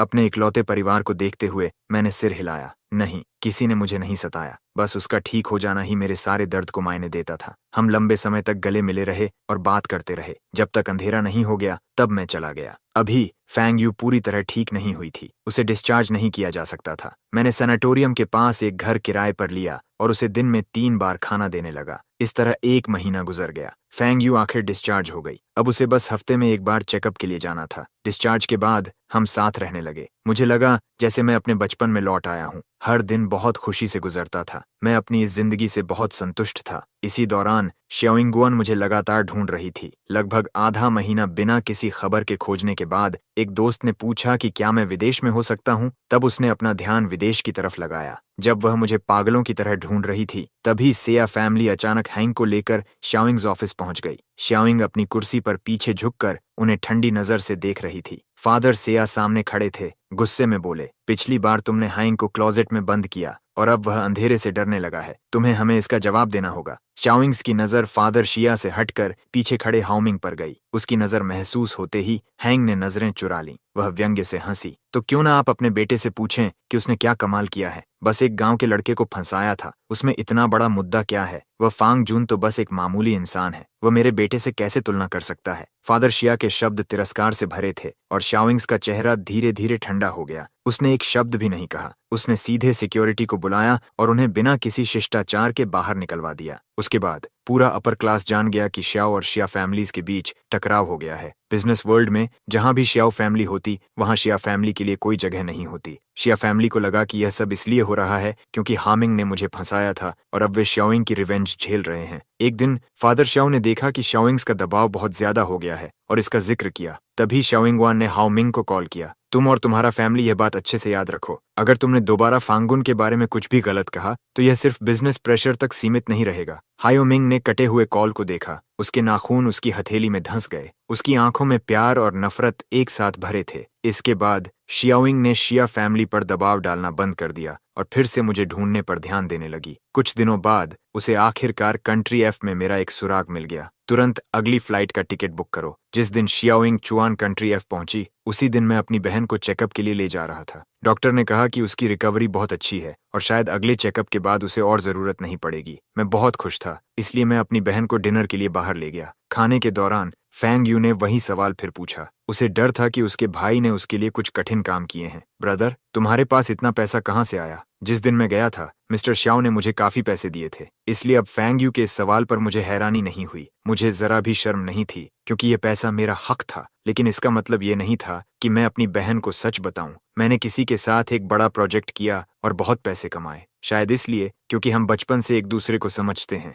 उसे महसूस हुआ कि मैं झूठ बोल रहा हूँ, लेकिन उसने मुझे बेनकाब नहीं किया। डिनर के बाद हम अपने किराए के घर लौट आए, लेकिन नीचे पहुंचकर हमने एक अप्रत्याशित व्यक्ति को देखा। मैं ठिठक गया। मेरे पास खड़ी फैंग यू भी उलझन में रुक गई। अपने भाई की नजर का पीछा करते हुए उसने दूर एक थकी हुई सी महिला को देखा और शाओइंग चुआन ने भी हमें देख लिया था। नीचे की लाइट्स धुंधली नहीं थीं। उसने तुरंत पहचान लिया कि यह वही व्यक्ति है जिसे मैंने उस दिन हॉस्पिटल रूम में वीडियो में देखा था। उस समय मैंने उसे बताया था कि वह मेरी कॉलेज क्लासमेट है जिससे मैं लंबे समय से संपर्क में नहीं था। लेकिन अब ऐसा लग रहा था कि वह सिर्फ क्लासमेट नहीं बल्कि वह व्यक्ति भी है जिसके लिए मैं 3 साल तक उसके साथ रहा। एक पल में उसे मेरे नोट के शब्द याद आए। कोई भी समझ सकता था कि यह कोई सामान्य रिश्ता नहीं है। तीखी जलन उसके दिल में भर गई। शाओइंग तेजी से मेरे पास आई और जोर से पूछा कि वह कौन है। तुमने उसके लिए मुझे धोखा दिया है ना? मैं एक पल के लिए स्तब्ध रह गया। मैंने सच में उम्मीद नहीं की थी कि शाओइंग वान मुझे यहाँ तक ढूंढ लेगी। मेरी चुप्पी देखकर शाओइंग्स का दिल दर्द से भर गया। उसने मेरी कलाई कसकर पकड़ ली। फैंग जुन, कुछ तो कहो। यह देखकर मेरे पास खड़ी फैंग यू भी गुस्से में आ गई। उसने शाओइंग चुआन को धक्का दिया। उसके शब्द बिल्कुल भी विनम्र नहीं थे। क्या तुम पागल हो? तुम उसे चोट चोट पहुंचा रही हो। यह देखकर कि दोनों झगड़ने वाले हैं, मैंने आह भरी और अपनी बहन की पीठ थपथपाई। शाओयू, तुम पहले ऊपर जाओ, पाई के अच्छे से जाओ। फोंगू ऊपर चली गई, जाते हुए पीछे मुड़कर देखती रही। शाओइंग चुआन ने भी उसे घूर कर देखा, पीछे हटती हुई। उसके जाने के बाद मैंने आखिरकार कहा, तुम यहाँ कैसे पहुंची? इस सवाल से शाओइंग चुआन को याद आया कि मैंने जाते समय उसके पिता को मेरा लोकेशन बताने से मना किया था। उसकी आंखें गुस्से से लाल हो गईं। तुम चिंता मत करो, यह मेरे पिता ने नहीं बताया, मैंने खुद तुम्हें ढूंढा है। अगर तुमने हर बार मना नहीं किया होता तो मुझे तुम्हें ढूंढने में इतना समय नहीं लगता। क्या तुम मुझसे बिल्कुल भी नहीं मिलना चाहते थे? उसके इस बेवजह गुस्से को न समझते हुए मैंने उसे शांत नजर से देखा। मेरा स्वर भी ठंडा था। तुम्हें पता होना चाहिए कि कॉन्ट्रैक्ट खत्म हो चुका है, अब हमारा कोई रिश्ता नहीं है। मैंने अभी डिवोर्स पेपर साइन नहीं किए हैं, हम अभी डिवोर्स्ड नहीं है। शाओइंग चुआन मुझे घूरते हुए कर्कश आवाज में बोली। मैं थोड़ा चौंक गया। मुझे सच में उम्मीद नहीं थी कि उसने अभी तक साइन नहीं किया, लेकिन मैं सिर्फ एक पल के लिए ही चौंका। तुमने साइन किया या नहीं, इससे मुझे कोई फर्क नहीं पड़ता। मैंने तो कर ही दिया है, इसलिए तुम्हें यहाँ आकर तमाशा करने की जरूरत नहीं है। इससे कुछ नहीं बदलेगा। बस कुछ ही शब्दों में मैं शांत रहा, बिल्कुल पिछले 3 सालों की हर नजर की तरह। हम दोनों की तुलना में शाओइंग चुआन की भावनाएं बहुत ज्यादा उथल पुथल में थी। उसे भी इसका एहसास हुआ और उसके दिल का दर्द और गहरा हो गया। तुमने मुझसे झूठ बोला, तुमने 3 साल तक मुझसे झूठ बोला। शाओइंग चुआन की आवाज शिकायत से भरी हुई, जिसे सुनकर मैं भी एक पल के लिए रुक गया। इस पल मुझे एहसास हुआ कि उसके लिए यह सच में एक धोखा था। जिस हस्बैंड को वह 3 साल से खुद से प्यार करने वाला समझती थी, वह असल में उसके पेरेंट्स द्वारा ढूंढा गया एक व्यक्ति था जो अपने फायदे के लिए उसके करीब आया था। जहां तक तुम्हें धोखा देने की बात, मुझे माफ करना। अनपेक्षित रूप से मैंने इतनी आसानी से माफी मांग ली। शाओइंग चुआन अचानक मेरी तरफ देखने लगी। उसकी आंखों में भावनाएं जैसे टूटने को थीं। मुझे तुम्हारी माफी नहीं चाहिए, मैं नहीं चाहती कि तुम सॉरी कहो। तो फिर तुम क्या चाहती हो? मैं चाहती हूँ कि तुम मेरे साथ रहो। मैंने भौहें सिकोड़ ली। शाओइंग चुआन बिना रुके बोलती रही। उसने अपने हाथ मेरे कंधों पर रखे और मेरी तरफ देखते हुए बोली, मैं चाहती हूँ कि तुम पहले की तरह मेरे साथ रहो, लेकिन इस बार मैं जिद्दी नहीं बनूं। शाओइंग चुआन, ड्रामा करना बंद करो, घर जाओ। उसके हाथ अपने कंधों से हटाकर मैं बिना पीछे देखे ऊपर चला गया। मैंने उसके शब्दों पर कोई ध्यान नहीं दिया, बस यही लगा कि उसने एक अच्छा सर्वेंट खो दिया है। आखिर एक जिद्दी यंग लेडी किसी खिलौने से कैसे प्यार कर सकती है? ऊपर जाने के बाद उम्मीद के मुताबिक फांग यू ने मुझे सवालों से घेर लिया। वह कौन थी? उसने क्यों कहा कि तुमने उसे धोखा दिया? वह मेरे सामने बैठी थी, उसकी भौहें कसकर सिकुड़ी हुई थी। आज नीचे जो व्यक्ति था वह सामान्य नहीं लग रहा था। उसे नहीं पता था कि उसके कोमा के सालों में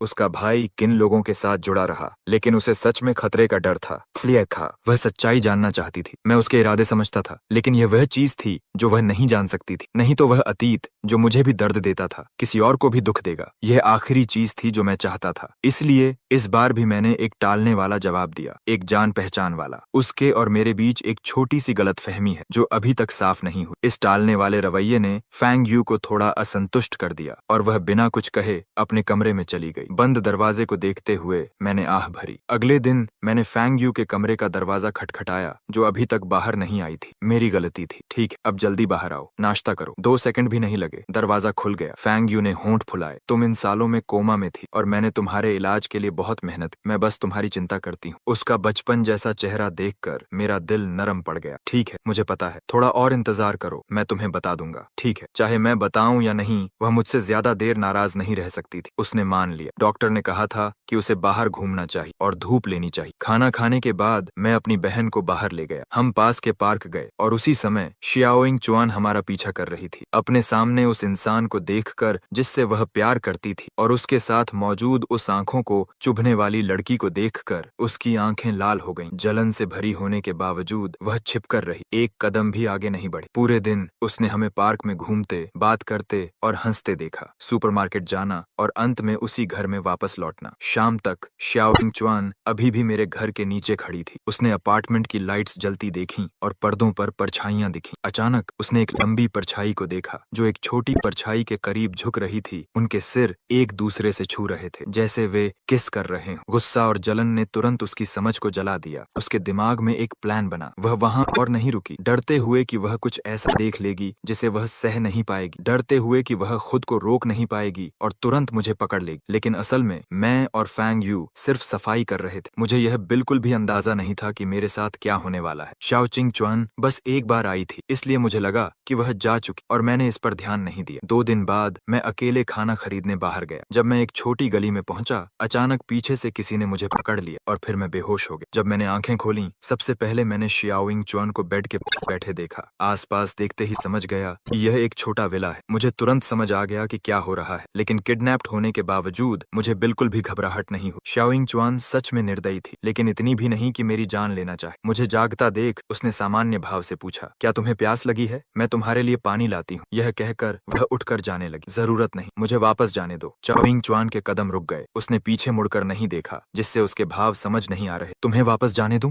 कहाँ वापस? उस घर में जहाँ तुम उस व्यक्ति के साथ रहते हो। वह अचानक मुड़ी। उसकी लाल आंखें मुझे देख रही। कदम कदम आगे बढ़ती हो। मैं तुम्हें वापस नहीं जाने दूंगी। उस व्यक्ति के साथ रहने के बारे में सोचना भी मत। मैं तुम्हें बता रही हूँ, तुम्हारी एक ही वाइफ है और वह मैं हूँ। मैं तुमसे डिवोर्स नहीं करूंगी। इन 2 दिनों में उसने यहाँ एक छोटा विला खरीदा था। अंदर का सब कुछ घर जैसा सजाया था, सिर्फ इसीलिए कि मैं आराम महसूस करूं, ताकि मेरे मन में यहाँ रहने की थोड़ी भी इच्छा पैदा हो। लेकिन मैंने बस उदासीन नजर से देखा और कहा कि मुझे वापस जाना है, उस घर में जहाँ वह महिला है। गुस्सा और दिल तोड़ देने वाला दर्द उसके अंदर भर गया। वह खुद को रोक नहीं पाई और मुझसे कठोर शब्द कहे। इस पल उसने फिर सोचा, काश मैं गुस्सा हो जाऊं, लेकिन मैं गुस्सा नहीं हुआ। मुझे बस थोड़ा आश्चर्य हुआ कि शियाओइंग मुझे यहाँ सिर्फ इसलिए लाई है कि डिवोर्स न हो, मुझे अपने पास रखने के लिए। इस तरह शियाओइंग चुआन ने मुझे इस विला में बंद कर दिया। उसने मुझे किसी कमरे में जबरदस्ती बंद नहीं किया, बल्कि मुझे पूरे घर में घूमने दिया। बस घर के सारे दरवाजे और खिड़कियां बंद थे। वह खुद भी पूरे दिन घर में रहती, मुझ पर नजर रखती। इस विला में हम दोनों के अलावा कोई नहीं था। हर दिन शियाओइंग चुआन खुद खाना बनाती थी। पहले मुझे पता भी नहीं था कि शियाओइंग खाना बना सकती है। जो पहले खुद की देखभाल करवाती थी, अब वही किसी और की देखभाल कर रही थी। और यह सब सिर्फ मुझे यहाँ रोकने के लिए था। मैंने कई बार जाने की बात की, लेकिन शियाओइंग चुआन अनसुना कर देती और बात बदल देती। 5वें दिन मुझे फांग यू की चिंता होने लगी कि वह मुझे ढूंढते ढूंढते परेशान हो जाएगी। इसलिए मैंने दृढ़ता से शियाओइंग चुआन को रोका। शियाओइंग चुआन, मैंने पहले ही कहा है, मुझे जाने दो। शियाओइंग चुआन जानती थी कि वह अब इसे टाल नहीं सकती, इसलिए वह रुक गई। उसने सिर उठाकर मेरी तरफ देखा। मैं तुम्हें जाने दे सकती हूँ, अगर तुम डिवोर्स न करने के लिए मान जाओ। मेरे पास रहो, नहीं तो यहाँ से जाने के बारे में सोचो भी मत। उसके शब्द कठोर थे, लेकिन चेहरे पर एक दुखी भाव था। मैं हल्का सा हंसा। इस धमकी को गंभीरता से नहीं ली, जैसे मैं किसी जिद्दी बच्चे को देख रहा हूँ। और शियाओइंग चुआन सच में मुझसे 2 साल छोटी थी, बस मेरी बहन से ए साल पहली बड़ी। शियाओइंग चुआन को यह एहसास हुआ और उसके दिल में घबराहट भर गई। उसका कठोर रवैया टूटने लगा। उसकी पीठ भी झुक गई। उसने मेरा हाथ पकड़ ली। उसकी आंखों में धीरे धीरे विनती भर गई। फांग जून, मत जाओ प्लीज, मैं तुम्हारे साथ अच्छा व्यवहार करूँ, मत जाओ, मेरे पास रहो, मैं तुम्हारे बिना नहीं रह सकती। मैंने शियाओइंग चुआन को देखा, जो मेरे सामने खुद को झुका रही थी, और मुझे थोड़ा तरस आया। जो पहले मुझे चोट देती थी, अब उसी को मुझसे प्यार हो गया था। क्या यह किस्मत का मजाक है? कॉन्ट्रैक्ट खत्म हो चुका था, हम अलग हो चुके थे, लेकिन फिर यह प्यार बीच में आ गया। मैंने थोड़ा जोर लगाकर अपना हाथ छुड़ाने की कोशिश की, लेकिन शियाओइंग चुआन ने इतनी मजबूती से पकड़ा था कि मैं छुड़ा नहीं पाया। और इस हरकत से शियाओइंग चुआन को मेरा रवैया साफ समझ आ गया। उसका दिल ऐसे दर्द से भर गया जैसे किसी ने चाकू से काट दिया हो। हर सांस लेना जैसे सजा बन गया। फिर भी उसने मेरा हाथ नहीं छोड़ा। उसने सोचा कि उसने पहले क्या किया था। उसके दिमाग में उम्मीद की एक किरण आई। उसने मुझे कसकर पकड़ लिया। फांग जून, मुझे माफ कर दो। जो कुछ मैंने तुम्हारे साथ किया, उसके लिए मुझे माफ कर दो। मैं बहुत गलत थी, यह सब मेरी गलती थी। शियाओइंग चुआन को लगा कि मैं अभी भी उन 3 सालों की बातों को लेकर नाराज हूँ, इसलिए मैं उसके साथ नहीं रहना चाहता। वह बार बार माफी मांगती रही, उम्मीद करती रही कि मैं उसे माफ कर दूं। लेकिन जिस दिन मैं वहां से गया, उसी दिन मैं ये सारी भावनाएं उस विला में छोड़ आया था। मेरी आवाज शांत थी। मैं तुम्हें दोष नहीं देता। ये 3 साल असल में एक ट्रांजैक्शन थे। मुझे जो चाहिए था मुझे मिला, और तुम सबको भी जो चाहिए था वह मिला। यह बहुत फेयर है। मुझे इतने शांत तरीके से उन 3 सालों को ट्रांजैक्शन कहते सुनकर शियाओइंग चुआन धीरे धीरे निराश हो गई। अगर मैं उसे दोष देता तो इसका मतलब होता कि मेरे अंदर उसके लिए अभी भी भावनाएं हैं, लेकिन अगर मेरे अंदर वह भी नहीं है तो उसके पास सच में कुछ भी नहीं बचा। मुझे ये दोष दो,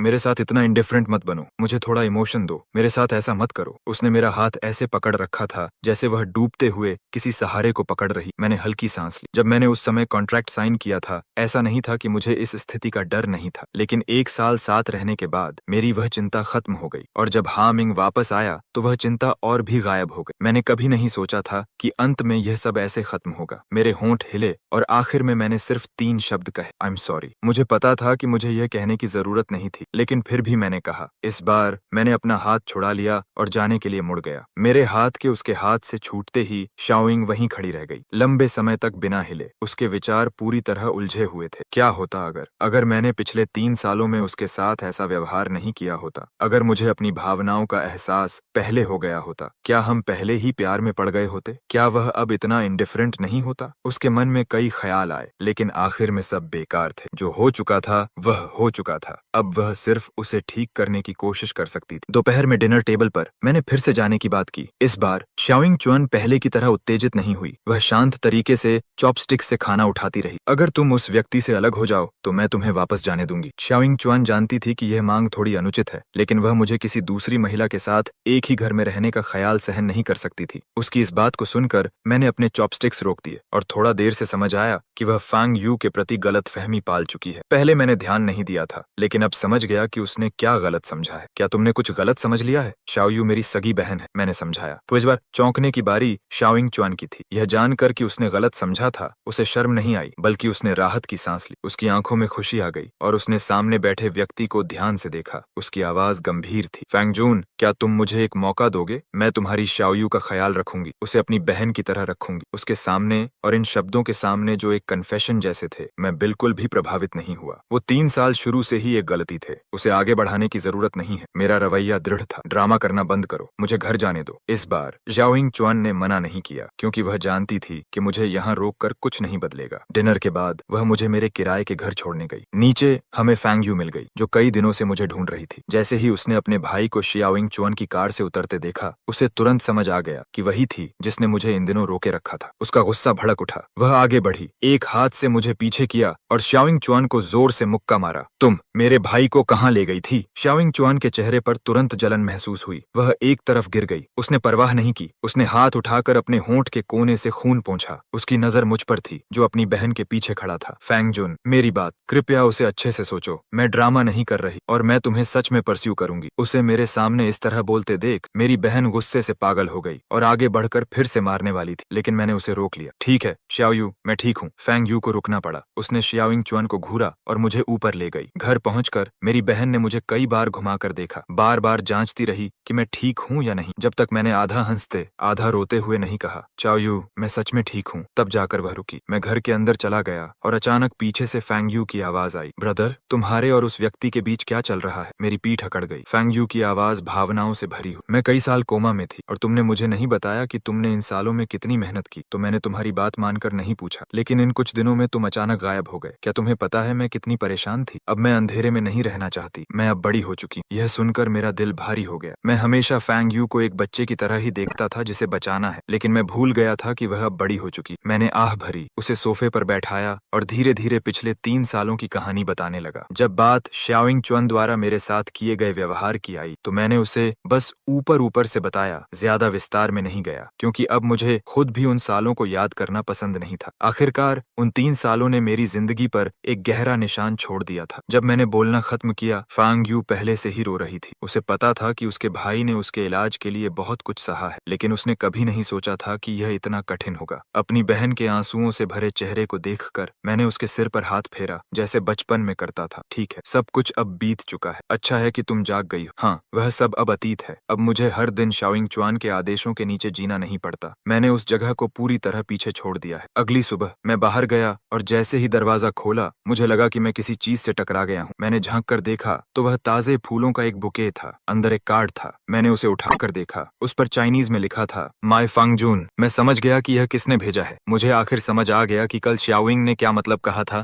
जब उसने कहा कि वह मुझे सीरियसली परस्यू करेगी। तभी पीछे से एक हाथ आया और उसे ले लिया। ब्रदर, मैं इसे फेंक देती हूँ। मैंने ध्यान नहीं दिया, बस कहा कि फेंक कर वापस आ जाना। इसी समय शाओइंग ने फूल नीचे रखे, लेकिन वह गई नहीं। वह नीचे अपनी कार में बैठी रही और उसने देखा कि फैंग यू उस बुके को लेकर ट्रैश कैन की तरफ जा रही है। हालांकि उसे फैंग यू ने फेंका, लेकिन शाओइंग स्वयं जानती थी कि यह मेरी टैसिट अप्रूवल के साथ ही हुआ है, वरना वह इतनी आसानी से इसे नहीं फेंकती। फिर भी उसने फैंग यू की तरफ देखा और दांत भींच लिए। अगर वह नहीं होती, शाओइंग ने सोचना बंद कर दिया। अगर वह नहीं होती तो मैं उसके पास नहीं आता। ये समझते ही उसने सिर झुका लिया और स्टीयरिंग व्हील पर टिक गई। उसका दिल ऐसे दर्द कर रहा था जैसे काटा जा रहा हो। शाओइंग ने हार नहीं मानी। वह हर सुबह मेरे दरवाजे पर ताजे फूल लाती रही। उसे याद था कि मैंने घर के गार्डन में कौन कौन से फूल लगाए थे। हर दिन वह उन्हीं फूलों को बदल बदल कर लाती थी। मैंने भी यह नोटिस किया। मैं अंदर से थोड़ा हैरान था। मैंने गार्डन में कम से कम 5 तरह के फूल लगाए थे। मुझे लगा था कि शाओइंग ने उस गार्डन की तरफ कभी ध्यान ध्यान भी नहीं दिया। लेकिन आश्चर्य की बात यह थी कि उसने न सिर्फ देखा बल्कि याद भी रखा। फिर भी ये सारे बुकेज आखिरकार फांग यू द्वारा ट्रैश कैन में फेंक दिए जाते थे। फांग यू को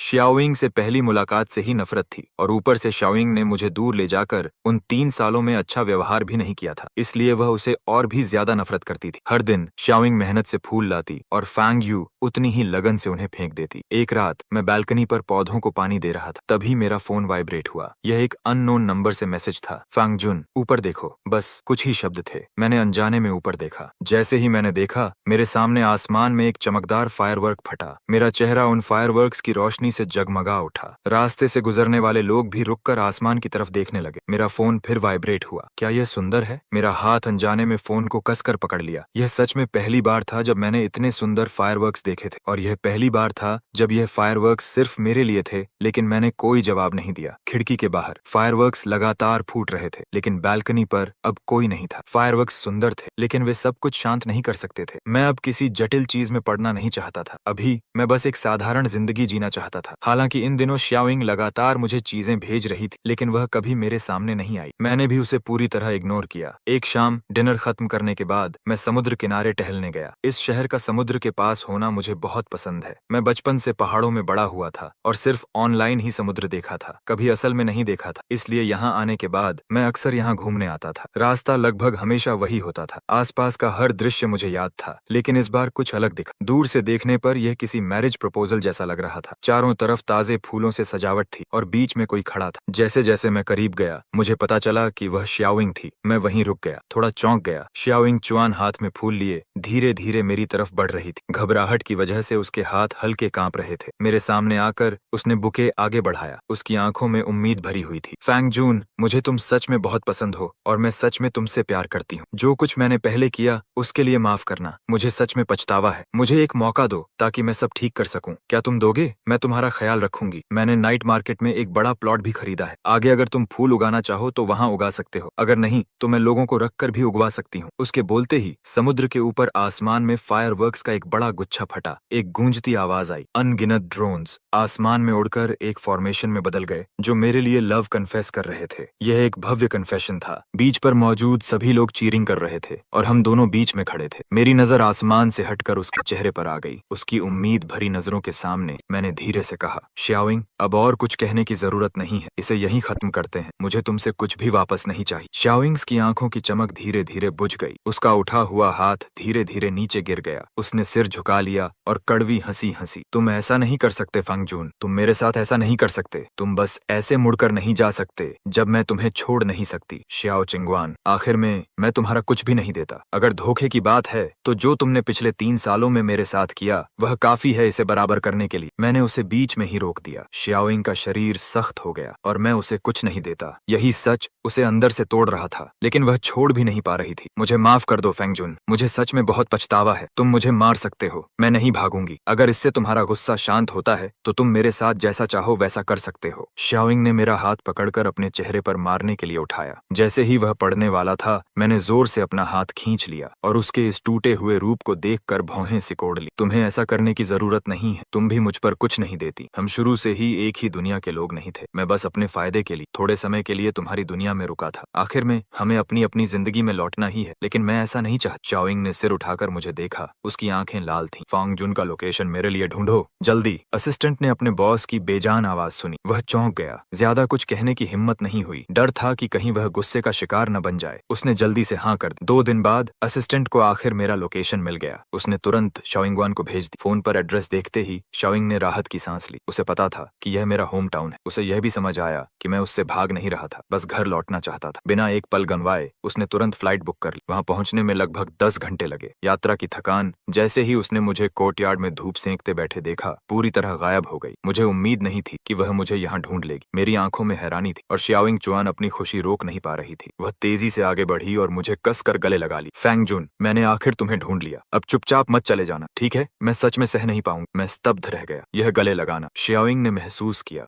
और भी कसकर पकड़ ली। जब तक मैंने ठंडे स्वर में नहीं कहा मुझे छोड़ो, तब तक उसने अनिच्छा से मुझे छोड़ा। तुम यहाँ क्या कर रही हो? मेरी दूरी भरी आवाज सुनकर शाओइंग पीछे हट गई। उसके दिल की उत्तेजना भी शांत हो गई। मैंने पहले ही कहा था मैं तुम्हारी दुनिया में खुद को शामिल करूंगा, और मैंने यह भी कहा था कि मैं सच्ची हूँ। उसकी जिद्दी आंखों को देख देखकर मुझे हल्का सिर दर्द हुआ। इससे पहले कि मैं कुछ कहता, फंग यू वापस आ गई। तुम फिर से आ गई? तुम यहाँ कैसे पहुंची? क्या चाहती हो? वह जल्दी से मेरे सामने आ गई, हमें अलग करते हुए। उसने शाओइंग को घूरा। शाओइंग ने उससे बहस नहीं की, उसने मुझे गहराई से देखा, फिर मुड़कर चली गई। फैंग यू उसके पीछे कोर्टयार्ड तक गई और यह सुनिश्चित करने के बाद कि वह सच में चली गई है, वापस आई। ब्रदर, उसने तुम्हारे साथ कुछ किया तो नहीं? वह पागल औरत, वह तुम्हारा पीछा करते हुए यहाँ तक आ गई। मैंने उसे शांत किया और सिर हिलाया। मैं कोर्टयार्ड के गेट की तरफ देखने लगा और सोच में पड़ गया। हालांकि शाओइंग बिना कुछ कहे चली गई थी, मुझे नहीं लगा कि वह इतनी आसानी से चली जाएगी। और सच में शाओइंग गई नहीं, बल्कि उसने जाने के बारे में सोचा ही नहीं था। उस दिन बीच से लौटने के बाद उसने बहुत कुछ सोचा था। उसे पता था कि हमारे बीच सिर्फ प्यार या नफरत का मामला नहीं है, बल्कि 3 साल की चोट भी है। इसलिए वह मेरे पीछे आने की मुश्किल और मेरी ठंडक को स्वीकार कर सकती थी। मेरे कोर्टयार्ड से निकलने के बाद उसने अपनी कार गांव के बाहर खड़ी कर दी ताकि मैं न देख। फिर वह शाम तक कार में इंतजार करती रही और फिर वापस कोर्टयार्ड आई। हम कोर्टयार्ड में डिनर कर रहे थे। जैसे ही वह आई, हमने उसे देख लिया। फंग यू सबसे पहले उठकर बोली, तुम फिर यहाँ क्या कर रही हो? मैंने उसे पीछे खींच लिया। तब जाकर वह बैठ गई, लेकिन उसकी नजरें अभी भी सतर्क थीं, शाओइंग को घूरती हुई। शाओइंग ने ध्यान नहीं दी। वह अंदर आई और मेरी तरफ देखा। अब देर हो गई, मैं गाँव से बाहर नहीं जा सकती, मेरे पास रहने की जगह नहीं है। क्या मैं थोड़ी देर रुक सकती हूँ? बाहर आसमान को देखकर सच में अब कोई गाड़ी नहीं थी और गाँव में कोई इन भी नहीं था। थोड़ी देर सोचने के बाद मैंने मान लिया। शाओइंग तुरंत खुश हो गई, लेकिन मेरे अगले शब्द सुनकर वह थोड़ी निराश हुई। मैं तुम्हें एक रात रुकने दे सकता हूँ, लेकिन तुम्हें कल सुबह जाना एकांत होगा। मुझे उसका मानना जरूरी था, तभी मैंने उसे रुकने दिया। उसके पास कोई और विकल्प नहीं था। किसी भी तरह पहले रुकना जरूरी था। फेंग यू उसे गेस्ट रूम तक ले गई। जाने से पहले उसने चेतावनी दी, तुम्हारे मन में कुछ गलत नहीं होना चाहिए, वरना मैं तुम्हें नहीं छोड़ूंगी। शाओइंग ने इसे बिल्कुल गंभीरता से नहीं लिया। एक रात गुजर गई। सुबह मैं उठा, फ्रेश होकर किचन में गया। जैसे ही अंदर गया, देखा कोई पहले से वहाँ था। शाओइंग मेरी तरफ मुड़ी। नाश्ता लगभग तैयार है। फैंग जून, जाओ शाओयू को जगा दो। उसकी इस सहज आवाज से मैं चौंक गया। मैंने मुड़कर देखा, फैंग यू भी दरवाजे पर खड़ी थी, उलझन में। तभी शाओइंग ने बोल्स निकालकर टेबल पर रखे और हमें खाने के लिए कहा। यह पहली बार है मैंने बनाया है, चक्कर बताओ कैसा है। मैं और फैंग यू दोनों टेबल पर बैठे, जैसे कुछ समझ नहीं पा रहे हों। हमने चॉपस्टिक्स उठाए और नूडल्स खाने लगे। हमारे दिल में शक भरा हुआ था, जैसे शाओइंग बदल गई हो। फैंग यू को शायद इतना गहरा महसूस नहीं हुआ, लेकिन मुझे सच में ऐसा लगा। पहले वाली शाओइंग सिर्फ आदेश देना जानती, साथ देना जानती थी। उसने कब किसी की देखभाल की थी, और अब वह इतनी सहजता से खाना बना रही। खाने के बाद, इससे पहले कि मैं उसे जाने के लिए कहता, उसने तुरंत बर्तन और चॉपस्टिक्स समेटे और किचन में चली गई। वह बर्तन धोने लगी। जब उसने धोना खत्म किया, मैंने उसे बुलाया। मैं जेल सिरे जाने के लिए कहने वाला था। उसने बस मुझे देखा, फिर मुड़ी और फैंग यू के पास चली गई, जो मिट्टी खोद रही थी। मुझे मदद करने दो। मेरे पास चुप रहने के अलावा कोई विकल्प नहीं था। वहीं फैंग यू खेत में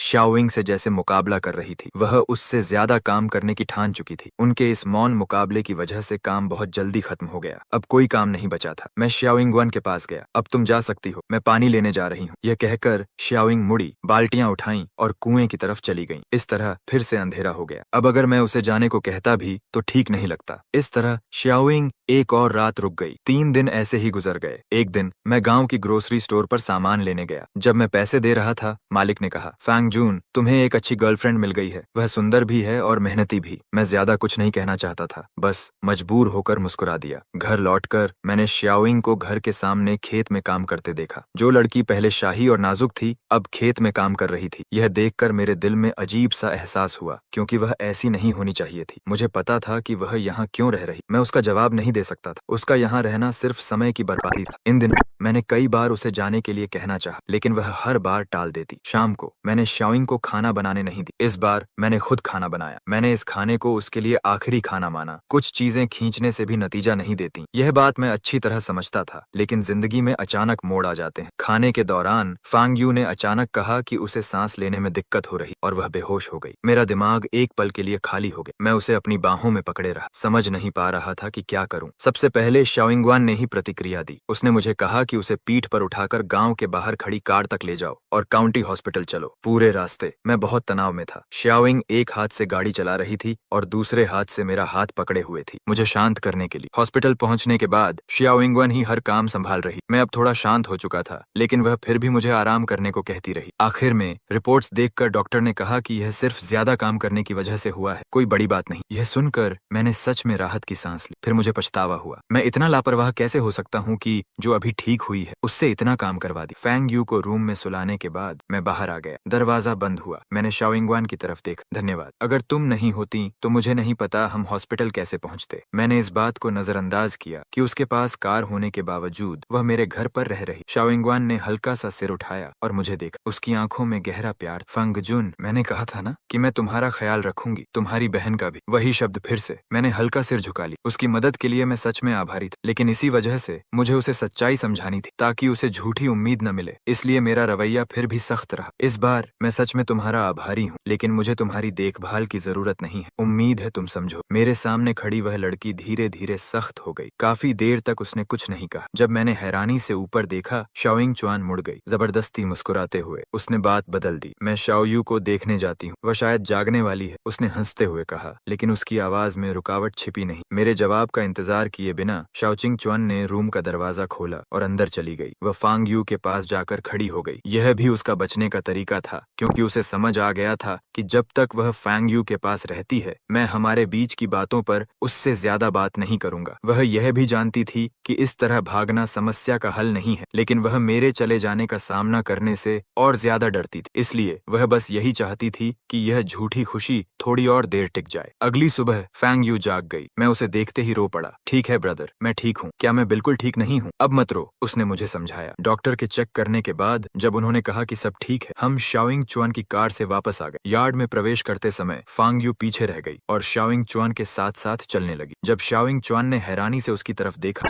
तो उसने धीरे से थैंक यू कहा। फिर वह मेरे पास चलकर यार्ड में चली गई। शाओइंगचुआन वहीं एक पल के लिए खड़ी रह गई, आगे चलते दोनों लोगों की पीठ को देखती हुई। उसके दिल में एक अजीब सी शांति थी और साथ ही एक साफ दर्द भी, क्योंकि उसे पता था कि यह गर्माहट झूठी है। मैंने उसे कभी स्वीकार नहीं किया था। यह सब उसने सिर्फ खुद को जबरदस्ती जोड़कर पाया था। उस रात मैं सोने की तैयारी कर रहा था, तभी फैंग यू ने दरवाजा खटखटाया और अंदर आई। मैंने उसे हैरानी से देखा। फिर मेरे सामने बैठ गई, कुछ देर चुप रही, फिर पूछा, ब्रदर, तुम शाओइंगचुआन के बारे में क्या सोचते हो? यह सुनकर मैं एक पल के लिए रुक गया। मुझे उम्मीद नहीं थी कि वह यह सवाल पूछेगी। थोड़ी देर सोचकर मैंने सच बताया, वह और मैं कभी एक ही दुनिया के लोग नहीं थे। यह पसंद या नापसंद का मामला नहीं है। हमारे बीच के ये 3 साल ही काफी हैं हमें दुखी करने के लिए। इसलिए मैं उन 3 सालों के सही गलत का हिसाब नहीं करना चाहता। मैं बस अपनी जिंदगी में वापस जाना चाहता हूँ। मुझे अब और उथल पुथल नहीं चाहिए। यह कहते हुए मैं बचपन की तरह उसके सिर पर हाथ फेरने लगा। लेकिन शाओयू, मैं बस थक गया हूँ। मैं थोड़ा आराम करना चाहता हूँ। अगर तुम्हें कहीं जाना है तो चली जाओ। तुम्हारा भाई हमेशा तुम्हारे पीछे रहेगा। मैं अपनी छोटी बहन को किसी एक बात से बांधना नहीं चाहता था, इसलिए मैंने यह कहा। फैंग यू ने मेरी बात समझ ली। उसकी आंखें लाल हो गईं। उसने सिर हिलाया और मेरे कमरे से बाहर चली गई। उसने अपने आंसू पोंछे और शाओइंगचुआन के कमरे की तरफ गई। उसने मुझसे यह सवाल इसलिए पूछा था ताकि वह मेरे शाओइंगचुआन के प्रति रवैये को समझ सके। अब वह समझ चुकी थी, इसलिए उसे अपने भाई के लिए कुछ करना था। फांग यू ने शाओइंगचुआन को सीधे बाहर बुलाया। घर के अंदर बात नहीं की, क्योंकि वह मुझे परेशान नहीं करना चाहता। छोटे से पहाड़ी पर, जहाँ कोई स्ट्रीट लाइट नहीं थी, सिर्फ चांदनी थी। पूरा फैमरियमजियरा अंधेरा भी नहीं था। वे दोनों कुछ देर तक चुपचाप बैठे रहे। फिर फैंग यू ने कहा, तुम्हें वापस जाना चाहिए। मेरे भाई को परेशान मत करो। यह सुनकर शाओइंगचुआन काफी देर तक चुप रही, फिर भारी आवाज में बोली, क्या यह फैंग जून की इच्छा है? यह सवाल पूछते समय उसे पहले से ही जवाब पता था। फैंग यू उसे पसंद नहीं करती थी, लेकिन वह मेरे लिए फैसला नहीं कर सकती थी। इसलिए यह साफ था कि मैंने ही अपना रवैया उसे बता दिया था। फैंग यू ने इस सवाल का जवाब नहीं दिया। उसने आसमान में चांद की तरफ देखा और बात बदल दी। मेरा भाई तुम्हारे साथ 3 साल रहा, क्या तुमने उसका अच्छे से ख्याल रखा? चुप्पी। यह सवाल शाओइंगचुआन के दिल में तीर की तरह जा आकार लगा। वह उसे निकाल नहीं पा रही थी। वे 3 साल उसकी जिंदगी के सबसे दर्दनाक थे, जिनका वह जिक्र भी नहीं करना चाहता। उन 3 सालों में उसने जो भी गलत किया, उसे याद करना ही उसके लिए चाकू की तरह दर्द देता था। फैंग यू को उसकी चुप्पी से ही जवाब मिल गया। वह कड़वी हंसी। जब मैंने उससे तुम्हारे बारे में पूछा तो वह हमेशा मुझे सब बताता था, लेकिन जब बात उन 3 सालों की आती थी तो वह बस कुछ धुंधले शब्द कहता था। मैंने कभी ज्यादा नहीं पूछा, क्योंकि मुझे पता था कि वे साल इतने दर्दनाक थे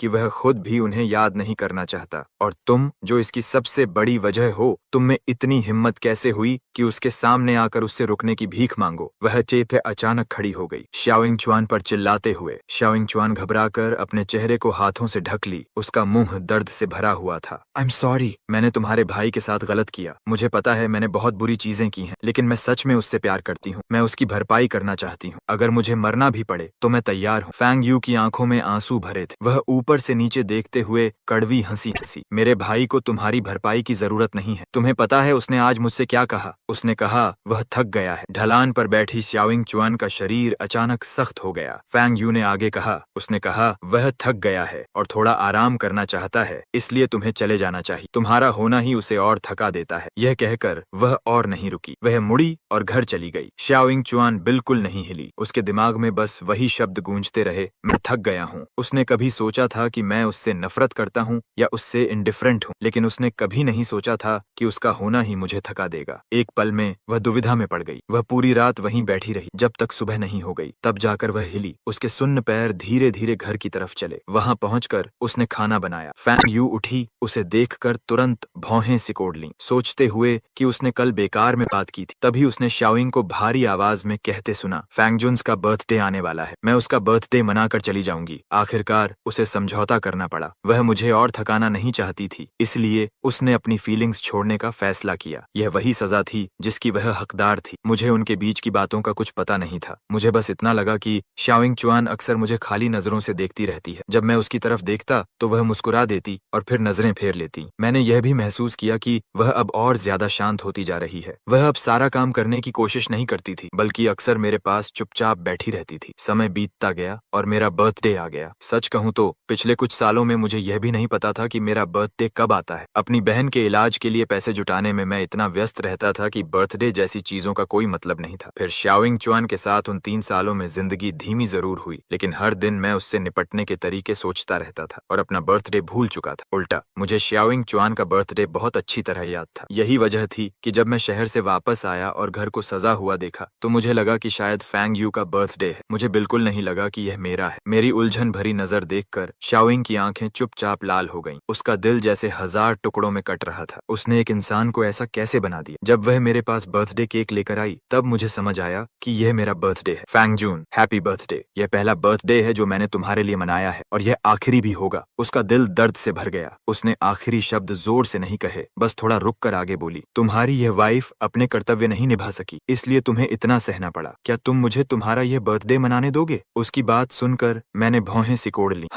मैं जानती हूँ, मुझे सब पता है, तुम्हें दोहराने की जरूरत नहीं है। शाओइंग ने मुझे बीच में ही रोक दिया। उसकी आवाज लगभग विनती जैसी थी। तब मैं चुप हो गया। शाओइंग चुआन ने केक रख दिया और एक छोटा सा बॉक्स उठाया। उसने उसे खोला। अंदर 2 रिंग्स थीं, एक आदमी के लिए, एक औरत के लिए। उसने उन कीमती रिंग्स को देखते हुए हल्की हंसी हंसी। ये डायमंड रिंग्स मैंने खुद डिजाइन की हैं। मैं चाहती थी कि इन्हें अपने हाथों से तुम्हें पहनाऊं। यह कल ही बनकर तैयार हुई हैं, ठीक तुम्हारे बर्थडे के समय। मुझे पता है तुम मानोगे नहीं, लेकिन फिर भी मेरे मन में एक छोटी सी उम्मीद थी। मैंने सोचा जब तुम इसे देखोगे तो क्या तुम इसे पहनना चाहोगे? लेकिन अब लगता है मैं गलत थी। मैं चुपचाप उसकी बातें सुनता रहा, कोई प्रतिक्रिया नहीं दी। यह कहने के बाद शाओइंग चुआन ने मेरी तरफ देखा। फैंग जून, क्या तुम मुझे बस एक बार खुश करने के लिए इसे पहन लोगे? मैं बस एक बार देखना चाहती हूँ, मैं गलत नहीं समझूंगी, ठीक है? उसके विनम्र रूप को देखकर आखिरकार मेरा दिल थोड़ा नरम पड़ा और मैंने उसकी बात मान ली। शाओइंग चुआन ज्यादा हैरान नहीं हुई। उसने लगभग बेकरारी के साथ रिंग मेरी उंगली में पहनाई, क्योंकि वह जानती थी कि यह मेरी आखिरी दया है। जब रिंग मेरी उंगली में आई, शाओइंग चुआन के मन में फैंग यू के साथ हुई बातचीत के बाद से दबा हुआ सब कुछ टूट गया और उसकी भावनाएं उसकी समझ पर हावी हो गईं। उसने मेरा हाथ उठाया और विनती की, फैंग जून, मुझे मत छोड़ो, मैं तुमसे विनती करती हूँ, मुझे मत छोड़ो। मैं सच में तुम्हारे बिना नहीं जी सकती। मुझे अपने हाथ पर नमी महसूस हुई। मेरा चेहरा भावहीन था, मेरी आवाज नरम थी। शाओइंग, कोई भी किसी के लिए अनिवार्य नहीं होता। जब मैं तुम्हारे साथ नहीं था तब भी तुम ठीक थी। जो तुम्हें जरूरी लगता है वह बस तुम्हारा खुद का भ्रम है। यह सब झूठ है। तुम्हें बड़ा होना चाहिए। अपनी दुनिया में वापस जाओ। यहीं तक था हमारा। शाओइंग चुपचाप सिर झुकाकर खड़ी रही। लंबे समय तक कुछ नहीं बोली। उसके कंधे कांप रहे थे, जैसे वह बेहद दर्द सह रही हो। वह बहुत चाहती थी कि ऐसे ही चिपकी रहे, चाहे मैं मानूं या नहीं, बस मुझे देखती रहे, वही काफी था। लेकिन फैंग यू के शब्द उसके दिमाग में गूंजते रहे। वह मुझसे प्यार कर सकती थी, मुझसे चिपक सकती थी, लेकिन मुझे थका नहीं सकती थी। आखिरी पल में उसकी समझ ने उसकी भावनाओं को रोक दिया। उसके हाथ कांप रहे थे जब उसने धीरे धीरे मेरी उंगली से रिंग उतारी। ठीक है फैंग जून, अब मैं तुम्हारी बात मानती हूँ। वह चुपचाप आई थी और जब गई तब भी बिना आवाज के चली गई। शाओइंग उसी शाम चली गई, क्योंकि उसे डर था कि अगर वह मुझे फिर से देखेगी तो जा नहीं पाएगी। वापस जाकर वह गंभीर रूप से बीमार पड़ गई। बेहोशी की हालत में बिस्तर पर पड़ी रही। मदर और फादर श्याओ, जिन्होंने 1 महीने से अपनी बेटी को नहीं देखा था, तुरंत पहुंचे। डॉक्टर को कोई शारीरिक बीमारी नहीं मिली। उन्होंने बस इतना कहा कि उसके दिल ने बहुत ज्यादा बोझ सहा है, जिससे वह बेहोश हो गई। शाओइंग ज्यादा समय तक कोमा में नहीं रही। 5 दिन बाद वह जाग गई। जागते ही वह छत को खाली नजर से देखने लगी। मदर श्याओ उसे उसे पुकारती रही, लेकिन उसने कोई जवाब नहीं दिया। जब मदर श्याओ डॉक्टर को बुलाने ही वाली थी, तब शाओइंग च्वान ने आखिर कहा, मॉम, लेकिन उसकी आवाज बिल्कुल बेजान, क्योंकि उन 2 दिनों के कोमा में उसने एक खूबसूरत सपना देखा। उसने सपना देखा कि वह और मैं एक सामान्य रिश्ते में हैं। वह मेरे साथ गांव के घर में वापस आई थी। हम वहां खुशी से रहते थे, जब तक मैंने अचानक नहीं कहा कि मैं थक गया हूँ। सपना टूट गया और वह भी जाग गई। इस पल वह बस उसी सपने में रहना चाहती थी और कभी जागना नहीं चाहती, लेकिन शायद किस्मत उसे सजा देना चाहती थी, इसलिए उसे जगना पड़ा। एक दिन हॉस्पिटल में रहने के बाद उसे डिस्चार्ज कर दिया गया। डिस्चार्ज के समय उसने अपने पेरेंट्स को बुलाने नहीं दिया, बल्कि खुद टैक्सी ली। उसी समय हाइंग को पता चला कि वह डिस्चार्ज हो रही है और वह हॉस्पिटल के सामने इंतजार कर रहा था। उस दिन क्लोजेट में बंद होने के बाद उसे क्लॉस्ट्रोफोबिया हो गया था। बंद जगह में उसे डर लगता था। बाद में जब उसके पिता उसके लिए न्याय मांगने गए तो उन्हें दबा दिया गया और उनका मजाक उड़ाया गया कि वह एक गांव वाले से भी कम है। अब उसके पास अपर क्लास में लौटने का कोई मौका नहीं था। सभी उसका मजाक उड़ाते थे। 1 महीने तक वह घर में नफरत से भरा रहा, बाहर जाने से डरता था। कुछ दिन पहले उसे पता चला कि शाओइंग च्वान वापस आ गई। उसकी नफरत को आखिर रास्ता मिला। अगर शाओइंग च्वान नहीं होती तो वह अभी भी शाया फैमिली का यंग मास्टर होता, जिसे सब चाहते थे। अब कोई भी उसे कुचल सकता था। वह शाओइंग से नफरत करता था। इसलिए जब उसने शाओइंग को हॉस्पिटल से निकलकर टैक्सी में बैठते देखा तो उसने एक्सेलरेटर दबाया और कार से टक्कर मार दी। वह उसकी जान लेना चाहता था। हालांकि वह बच गई, लेकिन उसका दाहिना पैर हमेशा के लिए खराब हो गया। इस नतीजे को शाओइंग ने आसानी से स्वीकार कर लिया। अगर उसका पैर ठीक रहता तो वह खुद को रोक नहीं पाती और फिर मुझे ढूंढने चली जाती। इस तरह वह रास्ता भी बंद हो गया। अंत में वह 2 महीने हॉस्पिटल में रही, फिर डिस्चार्ज हो गई। हाइंग को हत्या की कोशिश के अपराध में जेल भेज दिया गया। 6 महीने बाद उसकी जेल में मौत हो गई। यह सब शाओइंग ने अपनी माँ से सुना। उसे हाइंग की परवाह नहीं थी। वह उस घर में वापस आई जो कभी हमारा था। उसने एक हाउसकीपर रखा और उसे फ्लावर सीड्स खरीदने को कहा। फिर उसने खुद गार्डन में फूल लगाए। वह उस जगह को फिर से वैसा बनाना चाहती थी जैसा मेरे जाने से पहले। उन 2 रिंग्स में से एक उसने अपने हाथ में पहनी और दूसरी अपने गले में। जब भी वह सहन नहीं कर पाती, वह गले की रिंग को चूमती, जैसे मुझे चूम रही हो। इसी तरह वह लंबे समय तक खुद को संभाल पाती।